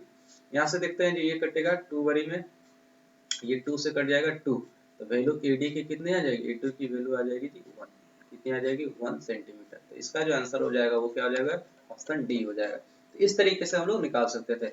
और इस थ्योरम को क्या कहते हैं हम लोग, थेल्स थ्योरम, इसको हम लोग क्या कहते हैं, अनुपातिक प्रमेय, थेल्स प्रमेय। थेल्स ने इस चीज को बताया था, किसी त्रिभुज में किसी भुजा के समांतर खींची गई रेखा अन्य त्रिभुज के बाकी दो भुजाओं को समान अनुपात में खंडित करती है। चलिए अगले क्वेश्चन पे आते हैं 27। यदि दो त्रिभुजों के संगत कोण बराबर हो तो ये त्रिभुज समरूप होते हैं। इस कसौटी को किस नाम से जाना जाता है। देखिए समरूपता की कसौटी आपको पता होना चाहिए कि दो त्रिभुज समरूप कब होंगे, दो त्रिभुज समरूप कब होंगे, तो दो त्रिभुज समरूप तभी होंगे जब इनके भुजाओं का अनुपात, जैसे ये हो गया A B C P Q R, इनको हम लोग समरूप कब कहेंगे, समरूप तभी कहेंगे जब इनके भुजाओं का अनुपात, संगत भुजा, इसके सामने वाला इसके सामने, इसके साथ ये वाला और इसके साथ ये वाला, ठीक है, जब इनका अनुपात समान होगा तो हम कहेंगे कि ये समरूप होंगे। AC बाई पी आर और BC बाई क्यू आर। ठीक है, या तो इस चीज को फॉलो करें, इस चीज को फॉलो करें तो इसका जो संगत कोण होगा, संगत कोण जो होगा, ठीक है, यानी एंगल A बराबर एंगल P आएगा, एंगल B बराबर एंगल Q आएगा, एंगल C बराबर एंगल R आएगा। यानी संगत कोण भी क्या होंगे जी, बराबर होंगे। संगत भुजाओं का जो अनुपात आएगा वो भी क्या होगा, बराबर आएगा। यदि ये फुलफिल होता है तो ये ऑटोमेटिक फुलफिल होगा, और इस प्रकार से दोनों फुलफिल होके क्या होंगे, ये दोनों समरूप होंगे। यदि ये फुलफिल होता है जी तो ये ऑटोमेटिक फुलफिल होगा और इस प्रकार से दोनों फुलफिल होकर क्या होंगे, ये दोनों पिक्चर समरूप होंगे। ये त्रिभुज के केस में होता है। ये किस केस में होता है, ये त्रिभुज के केस में, ठीक है, ये त्रिभुज के केस में होता है। यही यदि आपका रहता है चतुर्भुज के केस में, क्या रहता है, चतुर्भुज के केस में, ठीक है, चतुर्भुज के केस में मान लेते हैं ये रहता। इसमें इसको समरूप दिखाने के लिए क्या करना पड़ता, हमको मान लेते हैं ये रहता है, ठीक है, इसमें हमको ये भुजा इसके साथ, ये भुजा इसके साथ, ये भुजा इसके साथ, ये भुजा इसके साथ, संगत कोण, ठीक है, संगत कोण हमको देखना पड़ता, संगत कोण देखना पड़ता। और इसमें हमको दोनों ही ये वाला भुजाओं का अनुपात साथ साथ कोण का अनुपात दोनों देखना होता। यदि दोनों सेटिस्फाई होता तभी हम कहते हैं ये समरूप होता, ठीक है, कोई एक के होने से दूसरा फुलफिल नहीं करेगा और इस वजह से ये दोनों समरूप नहीं होगा। जब चतुर्भुज के केस में आते हैं, क्वाड्रिलेटरल के केस में आते हैं, तो दोनों ही कंडीशन को, दोनों ही कथन को पूरा करना जरूरी है, अनिवार्य है, तभी जाके ये दोनों समरूप होते हैं। लेकिन त्रिभुज के केस में नहीं, कोई एक हो गया तो हम कहते हैं उसका समरूप है। तो देखते हैं कि आपका क्वेश्चन क्या पूछा गया था। तो दो त्रिभुजों के संगत कोण बराबर होते हैं तो त्रिभुज की समरूपता कसौटी क्या होती है जी, जब कोण बराबर हो, संगत कोण बराबर हो, ठीक है, जब संगत कोण बराबर हो तो इस कसौटी को हम लोग कहते हैं ए, एक एंगल एंगल एंगल, यानी एक त्रिभुज के संगत कोण दूसरे त्रिभुज के संगत कोण के बराबर है, ठीक है, तो इसको हम लोग ए कसौटी, तो इसका आंसर जो हो जाएगा वो क्या हो जाएगा, ऑप्शन ए हो जाएगा। दूसरा, यदि किसी एक त्रिभुज के किसी दूसरे त्रिभुज के संगत भुजा के बराबर आ जाए, ये बटे ये इक्वल टू ये बटे ये इक्वल टू ये बटे ये आ जाए, तो इस कसौटी को हम लोग क्या करते हैं, एस एस कसौटी कह देते हैं। क्या कह देते हैं, एस एस कसौटी कह देते हैं, ठीक, तो ध्यान में रखिएगा। आपकी बारी इस क्वेश्चन को एग्जाम में पूछ सकता है। चलिए, एबीसी त्रिभुज एबीसी और पीक्यूआर के लिए कौन सा कथन सत्य है, कौन सा कथन सत्य है। आते हैं, सबसे पहले देखते हैं कि ये पिक्चर क्या है। देखिए इस पिक्चर को थोड़ा मैं बड़ा करके देखूं, ये है आपका ए बी सी, ये कौन दिया आपका 60, ये कौन दिया 80, ये कौन दिया आपका 40, ठीक है, एक त्रिभुज और दिया है जी, ये दिया पी क्यू आर, ठीक है, ये दिया आपका 60, ये दिया आपका 80 और ये दिया 40, ठीक है। तो देख रहे हैं संगत कोण बराबर है, संगत कोण बराबर है, संगत कोण बराबर है, तो हम इसको कहते हैं ए कसौटी से, ए कसौटी से, ये दोनों क्या समरूप है। समरूप है तो समरूपता की कसौटी लिखी जाती है, समरूपता की कसौटी लिखी जाती है। किस तरीके से समरूप है, तो इसको हम लोग कैसे लिखेंगे, तो चेक करते हैं, क्या चेक करते हैं, तो इसको या तो लिख लीजिए या तो लिख लीजिए, ठीक है, और या तो आप ऑप्शन से चेक करते हैं। पहले लिख लेते हैं फिर हम इसको चेक करना सिखाएंगे। सबसे पहले देखते हैं संगत, संगत कोण, कोण ए कोण पी के बराबर है, तो हम इसको लिखेंगे ए किसके बराबर है, पी के बराबर है, बी किसके बराबर, पी के बराबर, तो बी क्यू के बराबर, और सी आर के बराबर, तो सी आर के बराबर। तो हम कहते हैं त्रिभुज ए बी सी, त्रिभुज पी क्यू आर, ये दोनों क्या है, समरूप है। देखते हैं ये कहाँ पे, ए बी सी त्रिभुज पी आर क्यू, ये तो गलत हो गया, A B C P Q R, त्रिभुज A B C P Q R, यही आंसर हो गया। और यदि इसको पिक करना चाहते हैं तो सीधे सीधे इधर देखिए, इधर देखिए सीधे भुजा, इधर ए बी है, इसका संगत यदि ए बी है तो इसका संगत क्या होना चाहिए, पी क्यू, यहाँ देख रहे हैं पी क्यू है, तो देखते हैं हाँ है। अगली बार फिर देख लेते हैं, यहाँ पीछे तरफ क्या बीसी, बीसी यानी नीचे वाला, तो क्या इसका नीचे वाला क्यू आर इधर है, तो देख रहे हैं पीछे क्यू आर नहीं है, तो ये ऑप्शन तो हो ही नहीं सकता था। आप इस तरीके से भी चेक कर सकते हैं, सीधे आप ऑप्शन से ही चेक कर सकते हैं आंसर। इसमें देखते हैं पहले क्या है, ए बी के संगत क्या था, पी क्यू, तो देख रहे हैं पी क्यू तो है नहीं, यहाँ क्यू आर है, इसलिए ऑप्शन हो ही नहीं सकता था। आगे इसमें देख रहे हैं जी ए बी है, तो पहले क्या होना चाहिए था, यहाँ पे संगत पी क्यू होना चाहिए था, क्योंकि ए बी के संगत भी है पी क्यू, ए सी के संगत है पी आर और बी सी के संगत है क्यू आर, ठीक है, तो ये तो देख लिया। फिर आते हैं बीसी पे, बीसी के संगत क्या होना चाहिए, क्यू आर होना चाहिए, तो क्यू आर तो है। फिर देखते हैं ए सी, ये तो मेरा सही आंसर था ना, इसलिए क्या हो जा रहा है, देखिए ए सी और पी आर तीनों क्या है, अल्टरनेट है, तो इसलिए ये आंसर था। तो इस तरीके से हम पिक कर सकते हैं। इसमें देखिए ये हो गया ए बी, इधर हो गया पी आर, ए बी तो पी आर कहाँ, वहाँ पी क्यू होना चाहिए था, इसलिए ऑप्शन क्या था, कट था।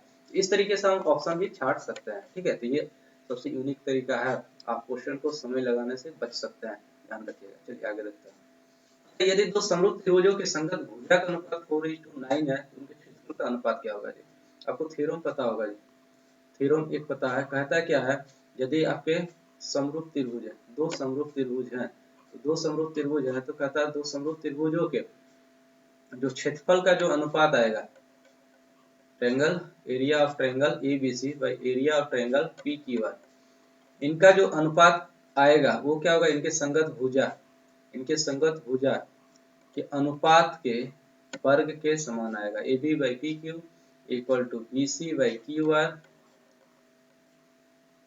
BC by QR equal to AC by PR, ये होल स्क्वायर आएगा।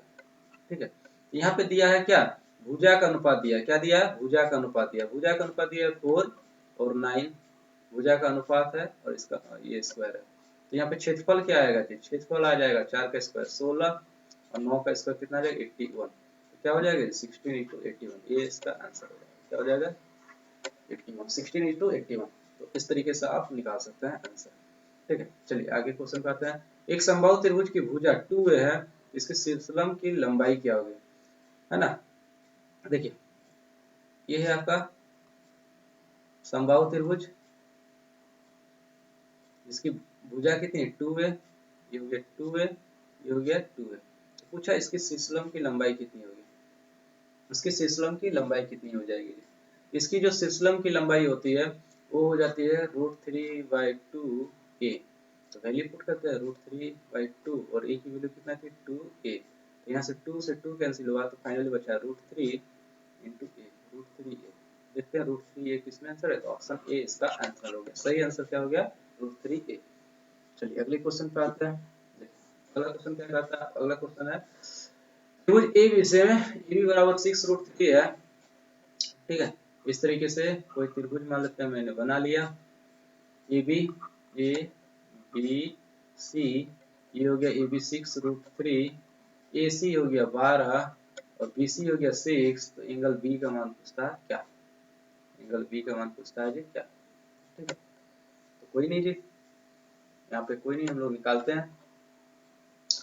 ठीक है, तो यहाँ पे B का मान पूछा है कि क्या होगा, तो सबसे पहले क्या करते हैं, इनका रेशियो निकालते हैं जी, इनका रेशियो निकालते हैं। यदि मान लेते हैं ये इस तरीके का हो, एक सेकेंड ये हम देखे हैं, तो 6 चौका 36, 6 चौका 36, 36 दिया 108, 8 चौका 14 हाथ में 1, ठीक है 1, 8 चौका 814 हाथ में 1, 3 1 4, 144, यानी हम देख रहे हैं ये ट्रिपलेट बना रहा है, ये क्या कर रहा है ट्रिपलेट बना रहा है, इसके वर्ग और इसके वर्ग का स्क्वायर क्या आ रहा है, इसके वर्ग के समान आ रहा है, ये ट्रिपलेट बना रहा है, यानी ये क्या 90 डिग्री एंगल है, ये क्या 90 डिग्री वाला है।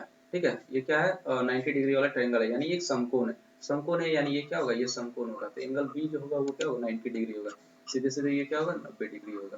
तो हम देखें क्या ए बी, हम सबसे देखें क्या ये पाइथागोरस को सेटिस्फाई कर रहा है, A B square plus B C का स्क्वायर इक्वल टू क्या ए सी के स्क्वायर के बराबर है, तो देख रहे हैं हाँ जी 6√3 का होल स्क्वायर प्लस 6 का स्क्वायर इक्वल टू कितना आ रहा है जी 36 दिया 108 जोड़ 36 इक्वल टू दे रहा 144 और 144 का रूट निकालते आता है 12 जो कि आपका एसी के बराबर है, विकर्ण के बराबर है। ये पाइथागोरस थ्योरम को आपको क्या कर रहे हैं प्रूव कर रहा है, इसीलिए इसका आंसर हो जाएगा समकोण त्रिभुज 90 डिग्री। अगला क्वेश्चन आता है एक वृत्त की कितनी स्पर्श रेखाएं हो सकती है, एक वृत्त की कितनी स्पर्श रेखाएं हो सकती है। स्पर्श रेखा क्या होती है, मान लीजिए कोई वृत्त है, इसका केंद्र ये है, ठीक है। तो स्पर्श रेखाएं क्या होती है, स्पर्श रेखाएं वो रेखाएं होती है जो इस वृत्त को क्या करती है छू के पार कर जाती है, क्या करती है किसी बिंदु पर छू के पार होती है, जो बिंदु पर छू जाती है उसको हम लोग क्या कहते हैं स्पर्श बिंदु, क्या कहते हैं स्पर्श बिंदु। इस ए बी रेखा को हम लोग क्या कहते हैं स्पर्श रेखा, क्या कहते हैं स्पर्श रेखा, ठीक है स्पर्श रेखा। तो कहता है एक वृत्त पर कितनी स्पर्श रेखाएं हो सकती है, एक वृत्त पर कितनी स्पर्श रेखाएं हो सकती है, ये हो गया 1, ये हो गया 2, ये हो गया 3, ये हो गया 4, हर एक बिंदु पे तो हम लोग खींच सकते हैं 5 6 7, इस तरीके से हर एक पॉइंट पे हम लोग क्या कर सकते हैं स्पर्श रेखा खींच सकते हैं, इसके हर एक बिंदु पे स्पर्श रेखा खींच सकते हैं। इसीलिए कह सकते हैं वृत्त पर कितनी स्पर्श रेखाएं खींची जा सकती है जी, तो कह सकते हैं अनंत, कितनी अनंत, ठीक है। लेकिन हमको यहीं पे कह देता है कि किसी वृत्त पर किसी बाहरी बिंदु से कितनी स्पर्श रेखाएं खींच सकते हैं जी, तो कहते हैं केवल और केवल मात्र 2 रेखाएं खींची जा सकती हैं, 2 स्पर्श रेखाएं। बाहरी बिंदु से पूछा जाए तो केवल और केवल कितनी खींची जा सकती है जी, केवल और केवल 2 खींची जा सकती है। फिर कहता है किसी स्पर्श रेखाएं में समांतर स्पर्श रेखाओं का जो युग्म होता है वो कितनी होती है जी, तो कह सकते हैं कि ये 2 समांतर रेखाएं, एक युग्म हम लोग खींच सकते हैं। ठीक है।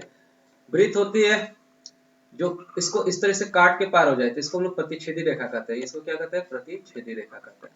तो देखिए इससे जुड़ा जो आपका आंसर हो सकता है वो क्या होता है। क्वेश्चन ने क्या पूछा था? क्वेश्चन पूछा था कि एक वृत्त की कितनी स्पर्श रेखाएं हो सकती है। यहाँ पे कोई बाहरी बिंदु का जिक्र नहीं किया, इसलिए हम लोग कह सकते हैं अपरिमित रूप से अनेक होंगे। ऑप्शन सी, ऑप्शन सी अपरिमित रूप से अनेक होंगे। अगला क्वेश्चन आता है वृत्त के केंद्र से 13 सेंटीमीटर की दूरी पर, मान लीजिए ये वृत्त का केंद्र है, ठीक है, केंद्र से बाहर कहीं पे 13 सेंटीमीटर की दूरी पर किसी बिंदु से, किसी बिंदु से वृत्त पर खींची गई, वृत्त पर खींची गई स्पर्श रेखा, वृत्त पर खींची गई स्पर्श रेखा की लंबाई कितनी है? 12 सेंटीमीटर है। कितनी है जी? 12 सेंटीमीटर है। तो कहता है वृत्त की त्रिज्या बताइए क्या होगा। ठीक है, तो आप लोग जानते हैं जो वृत्त की त्रिज्या स्पर्श रेखा पे क्या होती है? जो लंब होती है। क्या होती है? लंब होती है। यानी ये कितना हो जाएगा? 90 डिग्री होगा। ये 90 डिग्री होता है। ये त्रिभुज कैसा हो गया? समकोण त्रिभुज हो गया। समकोण त्रिभुज हो गया जी, तो कह सकते हैं कि इस पे क्या होगा? पाइथागोरस थ्योरम लगेगा। या फिर सीधे देखते हैं ये क्या है? 13, 12 और 5, यानी 5, 12 और 13, पी बी एच, ये ट्रिपलेट बना रहा है ना। ये क्या कर रहा है? पाइथागोरियन ट्रिपलेट बना रहा है। तो सीधे सीधे इसका आंसर हम लोग कितना लगाते हैं? 5 लगा देते हैं। कितना लगा देते हैं? 5 लगा देते हैं। लेकिन आप लोग कहिएगा सर इसको एग्जाम में याद रख पाना मुश्किल है, तो इसको हम लोग निकालेंगे, है ना। निकाल के कैसे करें? तो निकाल के आप लोग सीधे क्या करें? पाइथागोरस से करिए। क्या होता है जी? कर्ण का स्क्वायर क्या हो जाता है?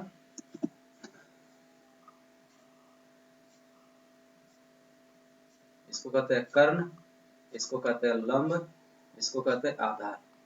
तो होता है कर्ण का स्क्वायर इक्वल टू लंब का स्क्वायर जोड़ आधार का स्क्वायर, है ना जी। यही होता है। कर्ण आपका दिया था 13, लंब आपको निकालना था, और आधार दिया था 12। ठीक है, 12 कितना दिया था? 12। इसका होता है 169, ये नहीं पता, ये दिया 144, ठीक है, ये दिया 144।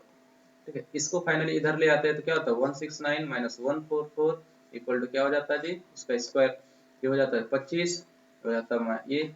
इस जब स्क्वायर को यहाँ से हटाते हैं तो इधर क्या हो जाता है? रूट चढ़ जाता है, तो रूट से टूट के कितना आ जाता है? 5 आ जाता है। तो इसकी जो वैल्यू आती है, इस संख्या की वैल्यू कितनी आती है? इस संख्या यानी पी की वैल्यू जो आती है, पी लंब की जो वैल्यू आती है वो कितनी आती थी? 5 आ जाती है। कितनी आ जाती है? 5 आ जाती है। तो आप इस तरीके से निकाल सकते थे। ठीक है, चलिए आते हैं अगले क्वेश्चन में। इसका आंसर जो हो जाएगा वो क्या हो जाएगा? 5। अगला क्या करें? एक बिंदु से एक वृत्त पर स्पर्श रेखा की लंबाई 24 है। यानी यहाँ पे देखें तो, यहाँ पे देखें तो एक काम करते हैं हम लोग, यहाँ पे इसको बना लेते हैं।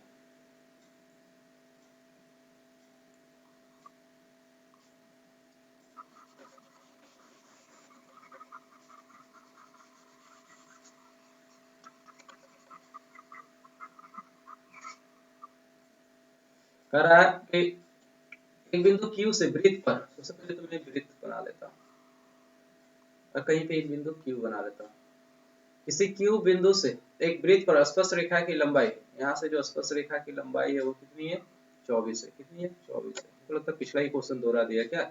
और कह रहा है इसकी जो Q से दूरी है, इस Q से जो दूरी है वो कितनी है जी? वो कितनी? 25 है। कितनी है? 25 है। तो पूछ रहा है वृत्त की त्रिज्या क्या होगी, इसकी पूछ रही है। तो अभी बताएं जो वृत्त की त्रिज्या होती है, स्पर्श रेखा क्या होती है? लंब होती है। फिर वही काम कर सकते हैं आप। क्या कर सकते हैं? सीधे सीधे इसका आप या तो आप इसका क्या करें? पाइथागोरस का यूज कर लीजिए, या फिर इसका क्या करिए? सीधे सीधे आप इसका ट्रिपलेट यूज कर लीजिए। क्या करिए? इसका सीधे सीधे आप लोग पाइथागोरियन ट्रिपलेट यूज कर लीजिए। तो देखते हैं, इस तरीके का था, ये केंद्र था, बाहर कोई बिंदु Q था। Q से जब हम लोग स्पर्श रेखा खींच रहे थे, ठीक है, और ये जो दूरी थी ये 25 थी, ये 24 थी। आपको इसकी त्रिज्या पूछ रखी है। त्रिज्या स्पर्श रेखा पे लंब होती है। जो त्रिज्या थी तो कह सकते हैं त्रिज्या का स्क्वायर जोड़ 24 का स्क्वायर किसके बराबर होगा जी? 25 के स्क्वायर के बराबर, कर्ण के स्क्वायर के बराबर। तो आर का स्क्वायर जो होगा वो 25 के स्क्वायर माइनस 24 के स्क्वायर के बराबर होगा जी। और ए स्क्वायर माइनस बी स्क्वायर का वैल्यू क्या हो जाएगी जी? या 25 का कह सकते हैं 625, इसको कह सकते हैं 576। फाइनली माइनस करिएगा तो कितना वैल्यू दे देगा जी? सीधे सीधे कह सकते हैं कि जी 15 में 6 हो जाएगा तो 9, और यहाँ पे 11 में 7 जाएगा तो 4, 49 आ जाएगा जी। तो यहाँ से आर की वैल्यू आएगी रूट 49। कितनी आ जाएगी? 49। यहाँ वैल्यू कितनी आ जाएगी? 7 आ जाएगी। तो आर की वैल्यू कितनी आ जाएगी? 7। या तो आप इससे याद रख लीजिए, या फिर आप सीधे सीधे ट्रिपलेट याद रख लीजिए। क्या करिए आप लोग? ट्रिपलेट याद रख लीजिए। ठीक है, ट्रिपलेट याद रखिए। ट्रिपलेट एक तो अभी बताया था किसका? 5, 12 और 13 का, फिर अभी क्या मिलेगा 7, 24 और क्या मिला 25। इसी तरह आपको क्या मिलेगा 6, 8, 10, फिर उसी तरह क्या मिलेगा 3, 4, 5। ये सारे ट्रिपलेट आपके मिल सकते हैं, ठीक है। तो ये सारा आप लोग याद रख लीजिएगा। तो इसका जो सही आंसर था वो कितना हो गया जी आपका 10। ये नंबर ऑप्शन ए इसका आंसर हो गया। चलिए अगले क्वेश्चन आते हैं। अगला क्वेश्चन कर रहा है, दो सेकेंडरी वृत्त की त्रिज्याएं, दो सेकेंडरी वृत्त किसको कहता है, जिसका एक ही केंद्र पे दो वृत्त हो, एक ही केंद्र पे क्या हो दो वृत्त हो, उसको हम लोग क्या कहते हैं सेकेंडरी वृत्त कहते हैं। दो सेकेंडरी वृत्त की त्रिज्याएं कितनी है, एक है 3 और दूसरी कितनी है जी, दूसरी है 5। दूसरी क्या है 5। तो बड़े वृत्त की उस जीवा की लंबाई निकालना है। जीवा की लंबाई क्या होगी, जो छोटे वृत्त को स्पर्श करती है, जो छोटे वृत्त को स्पर्श करती है। यानी इसका पिक्चर सही तरीके से बनाया जाए तो इस तरीके से होगा, ठीक है। यानी होगी ये होगी 3, ठीक है, ये होगी 3, यहाँ से हो गई जी ये होगी 5, और ये जो जीवा यहाँ से हम लोग खींच दिए, यहाँ से जो जीवा खींच दिए, ये क्या करती है, ये जो बड़ी वृत्त की जीवा है, बड़े वृत्त की उस जीवा की लंबाई निकालनी है। यानी आपको इस AB की लंबाई निकालनी है जो कि छोटे वृत्त को स्पर्श करती है। छोटे वृत्त को क्या करती है, स्पर्श करती है जी, ठीक है। तो यहाँ से देख लेते हैं इस ट्रायंगल को, इस ट्रायंगल को निकाल के देखें तो इस ट्रायंगल इस तरीके से बन रहा है। क्या बन रहा है, ये इस तरीके से बन रहा है, ठीक है, ये इस तरीके से बन रहा है। ये आपकी कितनी थी जी 5, ये थी 3, तो पूछ रहा इसकी वैल्यू कितनी होगी। तो अभी ट्रिपलेट बताया था किसकी, 3 की, 4 की और 5 की। तो 3, 4, 5, इसकी वैल्यू होगी 4। इसकी वैल्यू कितनी हो जाएगी 4, या फिर आप पाइथागोरस का यूज करके आप निकाल सकते थे, ठीक है। इसका यूज कैसे निकाल सकते थे, 5 का स्क्वायर माइनस 3 का स्क्वायर करते हैं तो यहाँ पे इसका स्क्वायर निकल जाता है। 5 का स्क्वायर 25 माइनस 3 या 9 इक्वल टू इसका स्क्वायर निकल जाता है तो 16, 16 का रूट करते तो ये निकल जाता है कितना 4। कितना निकल जाता है जी 4। सीधे सीधे आंसर होता है 4, ठीक है। लेकिन इसकी पूरी लंबाई बोली है ना, ये निकली 4। अब ये निकालना यहाँ तक बाकी है।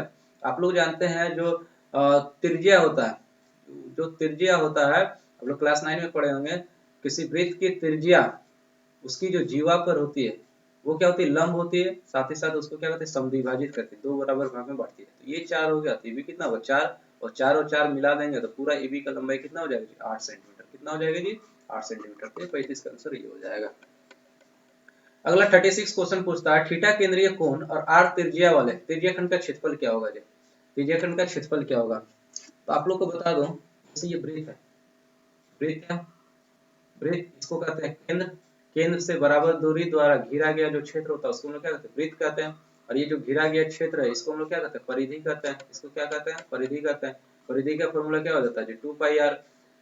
केंद्र और परिधि तक का जो दूरी होता है उसको हम लोग क्या कहते हैं त्रिज्या, जिसको r से डिनोट करते हैं जी, ठीक है। और दोनों और परिधि को जोड़ने वाली रेखा जो कि केंद्र से गुजरती है उसको हम लोग क्या कहते हैं, उसको हम लोग व्यास कहते हैं, जो कि हम लोग डिनोट करते हैं जो डी और ये कितने ये वो r और ये r मिला कई बार के बराबर हो जाता है 2r के बराबर होता है। तो डी का फॉर्मूला क्या हो जाता है 2r हो जाता है। साथ ही साथ कर सकते हैं जो व्यास होती है वो क्या होती है वृत्त की सबसे बड़ी जीवा होती है, वृत्त की सबसे बड़ी जीवा होती है, ठीक है। इस बात को भी याद रखिएगा, सबसे बड़ी जीवा होती है।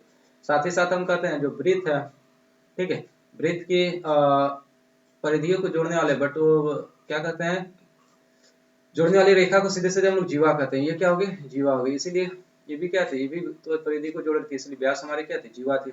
साथ ही साथ हम कहते हैं ये जो वृत्त हो गया इस भाग को कहते हैं अंदर वाले को कहते हैं अभियंतर, अंदर वाले को क्या कहते हैं अभियंतर, और बाहर वाले को क्या कहते हैं बहिर्भाग कहते हैं। क्या कहते हैं बहिर्भाग कहते हैं, ठीक है। इस तरीके कह सकते हैं।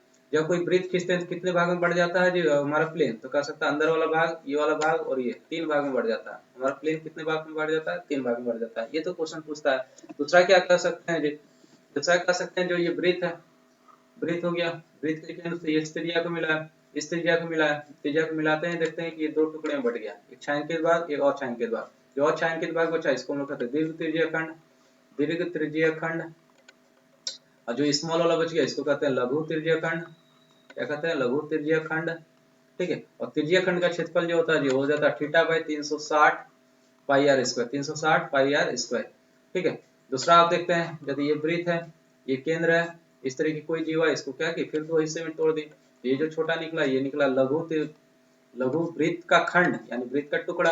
और ये क्या जो और छायांकित तो ये क्या हो गया दीर्घ त्रिज्या खंड, ये क्या नहीं हो गया दीर्घ वृत्त खंड यानी बड़ा वाला वृत्त का खंड हो गया जी, ठीक है। तो इसका जो फॉर्मूला हो जाता है जी वो क्या हो जाता है, तो यहाँ से हम लोग क्या करते हैं, एक हम लोग एक त्रिज्या मिलाते हैं, यहाँ से त्रिज्या मिलाते हैं, तो फाइनली देख रहे ये जो पूरा हो गया ओ ए बी, ये ओ ए बी सी, ये पूरा जो हो गया वो क्या हो गया जी, एक त्रिज्याखंड हो गया। इस पूरा त्रिज्याखंड से जब ये पूरे त्रिज्याखंड से इस पूरा त्रिज्याखंड से ये छोटे वाले त्रिज्या ट्रायंगल को हटा देंगे तो हमारा क्या निकल जाएगा, इस शेडेड वाला पूरा हमारा वृत्तखंड निकल जाएगा, लघु वृत्तखंड। तो लघु वृत्तखंड का क्षेत्रफल क्या हो जाएगा, half R square sine theta, half R square sine theta. Sine theta, theta क्या होता है, तो यहाँ पे जो केंद्र पर कोण अंतरित होगा इसको हम लोग क्या कहेंगे, थीटा कहेंगे, इसको हम लोग क्या कहेंगे, थीटा कहेंगे। ये हो जाता है लघु वृत्तखंड का फॉर्मूला हो जाता है। दीर्घ वृत्तखंड का क्या हो जाएगा जी, तो पूरे वृत्त का क्षेत्रफल में से, पूरे वृत्त का क्षेत्रफल में से आप क्या करिए, सीधे सीधे छोटा छोटका वृत्तखंड का क्षेत्रफल घटा दीजिए, क्या करिए आप लघु वृत्तखंड का क्षेत्रफल आप हटा दीजिए, लघु वृत्तखंड का क्षेत्रफल माइनस कर दीजिए, तो यहाँ से आप इसको निकाल सकते थे जी। फिर आ जाता है जी ये वृत्त था, ठीक है, वृत्त था, ये कोई चाप थी, ये कोई चाप थी, ये कोई चाप थी, तो यहाँ से चाप द्वारा जो ये आरोपित क्षेत्रफल है, ठीक है, ये आरोपित है, वो तो चाप की क्या लंबाई होती है, जो कि थीटा कोण आंतरित करती है, केंद्र पर क्या थीटा कोण आंतरित करता है, तो चाप की जो लंबाई होती है उसको हम लोग कहते हैं थीटा बाई 360 2 पाई आर, ये फॉर्मूला हो जाता है जी। इससे हम इसकी चाप की लंबाई निकाल सकते थे, ठीक है, इससे हम लोग क्या कर सकते थे, हम लोग चाप की लंबाई निकाल सकते थे, ठीक है। फिर क्वेश्चन ये पूछता है जी इस तरीके से, और क्वेश्चन क्या पूछ सकता है, जैसे ये ब्रीथ हो गया, आज ब्रीथ का सारा जानकारी आपको दे रहा हूँ, इससे एक भी क्वेश्चन आपको बाहर नहीं जाएगा, एक भी एमसीक्यू इससे बाहर में नहीं जाएगा। सीधे सीधे ये पूरा ब्रीथ था तो इसकी कितना हो गया, क्षेत्रफल पाई आर स्क्वायर, इसका जो परिमाप था वो क्या हो गया 2 पाई आर, ठीक है। उसी तरीके से यदि इसका वृत्त को हम लोग आधा तोड़ देते, आधा तोड़ देते तो ये क्या निकल जाता है, इस तरीके का निकल जाता, कटोरा निकल जाता जी।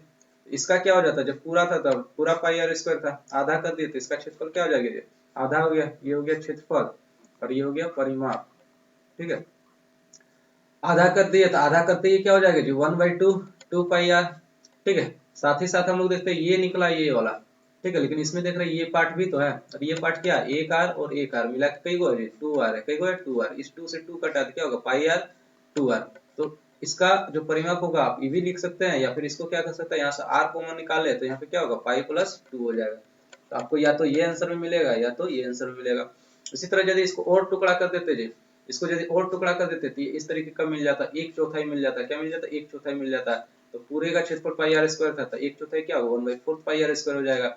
अब पूरे का परिमाप आपका कितना था जी, पूरे का परिमाप था 2 पाई आर, 2 पाई आर, तो 1/4 का क्या है 1/4 प्लस यहाँ देख रहे हैं फिर 2 आर, एक आर और एक आर मिला के 2 आर, तो यहाँ से क्या हो जाता है 2 से 2 कटता तो क्या होता है half pi R plus 2 R, इसका परिमाप हो जाता है। इस तरीके से आपका या तो पूरे वृत्त का क्षेत्रफल और परिमाप पूछेगा, या अर्धवृत्त का पूछेगा, या फिर क्या पूछेगा कि एक चौथाई का पूछेगा, ठीक है। साथ ही साथ आपको बी व्यास बराबर पूछेगा, तो व्यास क्या होती है, तो त्रिज्या की दोगुनी होती है। इस तरीके से आप आराम से आंसर निकाल सकते थे। अब हम कह सकते हैं कि ब्रिज से आपको एक भी यदि क्वेश्चन पूछता है तो आप उससे चूकिएगा नहीं, इतना मैं आपको डिटेल जानकारी दे दिया, ठीक है। इसीलिए कहता हूँ जी आप अंत तक बने रहिएगा और इस वीडियो को जरूर देखिएगा और अधिक से अधिक लोगों तक पहुंचाइएगा, शेयर करिएगा, और इस तरीके का मैं जितने भी मॉडल क्वेश्चन पेपर जिन जिन सब्जेक्ट के आए हैं उन सब का मैं इसी तरीके से विस्तृत जानकारी आपको दूंगा, उसका एनालिसिस करूंगा जी, ठीक है। तो चलिए देखते हैं अगले क्वेश्चन को देखते हैं, ठीक। इसका आंसर था त्रिज्याखंड का क्षेत्रफल पूछा था, त्रिज्याखंड का क्षेत्रफल में क्या था pi R square, theta by 360 pi R square, देखते हैं theta by 360 pi R square कहां पे है, तो देख रहे हैं theta by 360, theta by 360 pi R square यहाँ पे तो नहीं है, theta by 360 6 pi R, pi R square तो है ही नहीं, पाई आर स्क्वायर इसमें है, theta by 360 pi R square, तो यही आंसर हो जाएगा, क्या हो जाएगा ऑप्शन बी आपका आंसर हो जाएगा।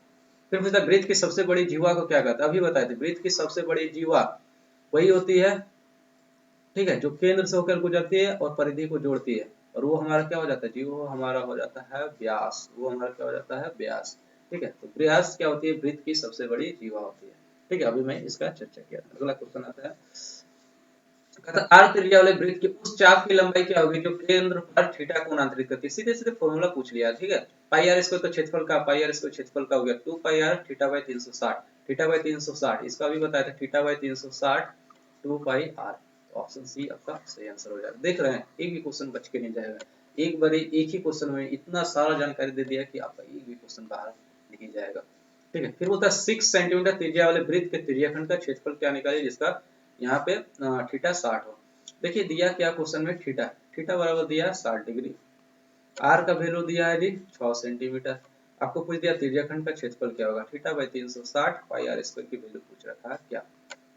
वैल्यू बैठाइए 60 बाई 360 पाई आर स्क्वायर यानी 22/7, आर स्क्वायर का वैल्यू 6 इंटू 6। यहाँ से देख रहे हैं तो ये आप काटिए, तो ये जीरो से ये जीरो गया, फिर ये 6 छक्का 36 गया जी, तो सीधे देख रहे हैं 6 दूनी 12, 6 दूनी 12, ठीक है, कितना आ जाएगा 132, और नीचे क्या आ जाएगा 7, ये आ जाएगा सेंटीमीटर स्क्वायर। तो ऑप्शन ए इसका सही आंसर हो जाएगा। ठीक है, चलिए अगले क्वेश्चन का आते हैं। कहता है एक घोड़ा एक मैदान के 7 मीटर लंबी रस्सी से बांध दिया गया है, तो उस भाग का क्षेत्रफल क्या होगा जहां घोड़ा घास चर सकता है। मान लेते ये कोई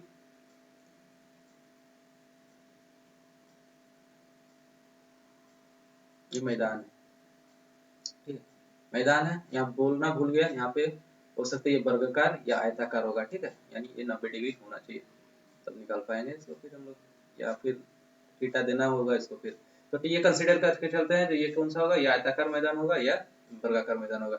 यहाँ पे एक घोड़ा को एक कोने पे बांध दिया गया, तो कितनी मीटर लंबी रस्सी से बांधा गया, 7 मीटर, कितनी 60 मीटर लंबी रस्सी से बांधा गया। तो बेचारा घोड़ा बंधा हुआ है, तो कितनी दूरी चल सकता है, इतनी दूरी घूम घूम के चल सकता है। यहाँ पे घास है मान लेते हैं, यहाँ पे घास है, तो इतनी ही दूरी में ये क्या कर सकता है, चल सकता है, इतने में घूम घूम के ये घोड़ा बेचारा चल सकता है। तो पूछा है वो कितने भाग को चल सकता है, तो ये पूरा, इस पूरे भाग को चल सकता है।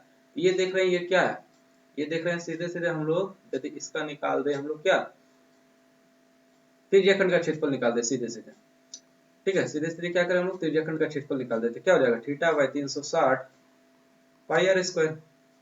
थीटा आपका कितना हो गया 90 डिग्री, अभी बताया 90 डिग्री लेना है तभी निकल पाएगा।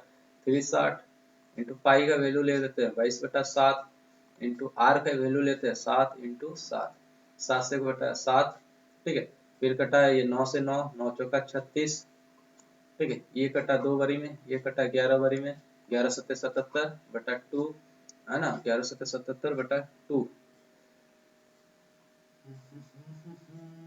एक्चुअली यहाँ पे आंसर, चलिए थोड़ा सा फिर से इसको देख लेता हूँ, ठीक है, एक बारी इसको आंसर गड़बड़ा रहा है यहाँ पे, देख लेता हूँ, कोई बात नहीं, वेरीफाई कर लेता हूँ। बोला theta by 360 pi R square होगा, ठीक है, थीटा कितना हो गया 90, ठीक है, 90 हो गया, 90 बाई 360, और हो गया ये पाई आर स्क्वायर, पाई का वैल्यू होगा 22/7, ये 7 ये 7, ठीक है, ये 7 से ये 7 कट गया, ठीक है, और साथ ही साथ क्या हो गया, ये 0 से ये 9 चौका 36, ठीक है, ये 2 से कटा, तो इसका आंसर जो होना चाहिए, इसका जो आंसर होना चाहिए मेरे ख्याल से तो सही आ रहा, मेरे ख्याल से 77/2 इसका आंसर होना चाहिए। एक बार इसको वेरीफाई वापस से करना चाहेंगे। एक घोड़ा एक मैदान में 7 मीटर लंबी रस्सी से बांध दिया गया है, उस भाग का क्षेत्रफल क्या होगा जो घोड़ा घास चर सकता है, ठीक है। चलिए एक एस्पेक्ट ये भी देखते हैं, हो सके इसमें कुछ क्लैरिफाई नहीं किया गया क्वेश्चन, इस वजह से इसका आंसर नहीं निकल पा रहा। एक आंसर तो ये होगा, ठीक है, दूसरा एक और हम अपना देखते हैं क्या होगा। देखिए मान लेते हैं कोई भी मैदान है, मान लेते बड़ा सा मैदान है, कोने पे बांधा है, बीच में बांधा है, कहाँ बांधा है, कुछ क्वेश्चन में तो बताया नहीं। मान लेते यहाँ पे बांधे आज 7 सेंटीमीटर रस्सी से। अब ये जो घूम घूम के चल सकता है, ये पूरे फील्ड को इतना चल सकता है, यानी पूरे सर्कल में ये चल सकता है। तो बस वृत्त का क्षेत्रफल निकाल देते हैं, देखते हैं वृत्त का क्षेत्रफल निकाल के क्या होगा, पाई आर स्क्वायर 22/7 इंटू 7 इंटू 7, तो 7 से 60 कटेगा, 7 दूनी 14, 7 दूनी 14 1 15, यानी 154 सेंटीमीटर। इस क्वेश्चन में क्लियर नहीं था कि घोड़े को कहाँ पे बांधा गया है, यानी इसको बीच में कहीं पे भी बांधा गया, तो इस सर्कल में घूम घूम के कितने एरिया को चलेगा वो आपको पूछा गया था। तो इसका जो सटीक आंसर हो जाएगा जी, वो आपका क्या हो जाएगा 154 centimetre metre square, 154 metre square, ठीक है। यदि यहाँ पे वर्गाकार या आयताकार कहा देता तो आराम से इसका आंसर निकाल लेते हैं, ठीक है, और लेकिन यहाँ पे कहा नहीं था, तो इस वजह से हम लोग क्या करेंगे, सीधे सीधे वृत्त का क्षेत्रफल लगा देंगे, ठीक है। तो उम्मीद करता हूँ आपको अच्छी तरीके से ये पेपर समझ में आया होगा। साथ ही साथ मैंने प्रयास किया कि इसके केवल आंसर ही नहीं बताएं, बल्कि इसके इर्द गिर्द जो सारे क्वेश्चन बन सकते थे उन सारे को मैं डिटेल एनालिसिस किया, ठीक है। तो अगले वीडियो में मिलते हैं जी, ठीक है, इसी तरीके में एक फिर मजेदार मॉडल क्वेश्चन पेपर को लेके आऊंगा। तब तक आप लोग अपनी तैयारी को जोर शोर से जमकर करिए, और इस वीडियो को अधिक से अधिक लोगों तक पहुंचाइए, अधिक से अधिक विद्यार्थियों तक पहुंचाइए, ताकि उन लोगों का भी भला हो पाए। चलिए आज के लिए इतना ही, थैंक यू।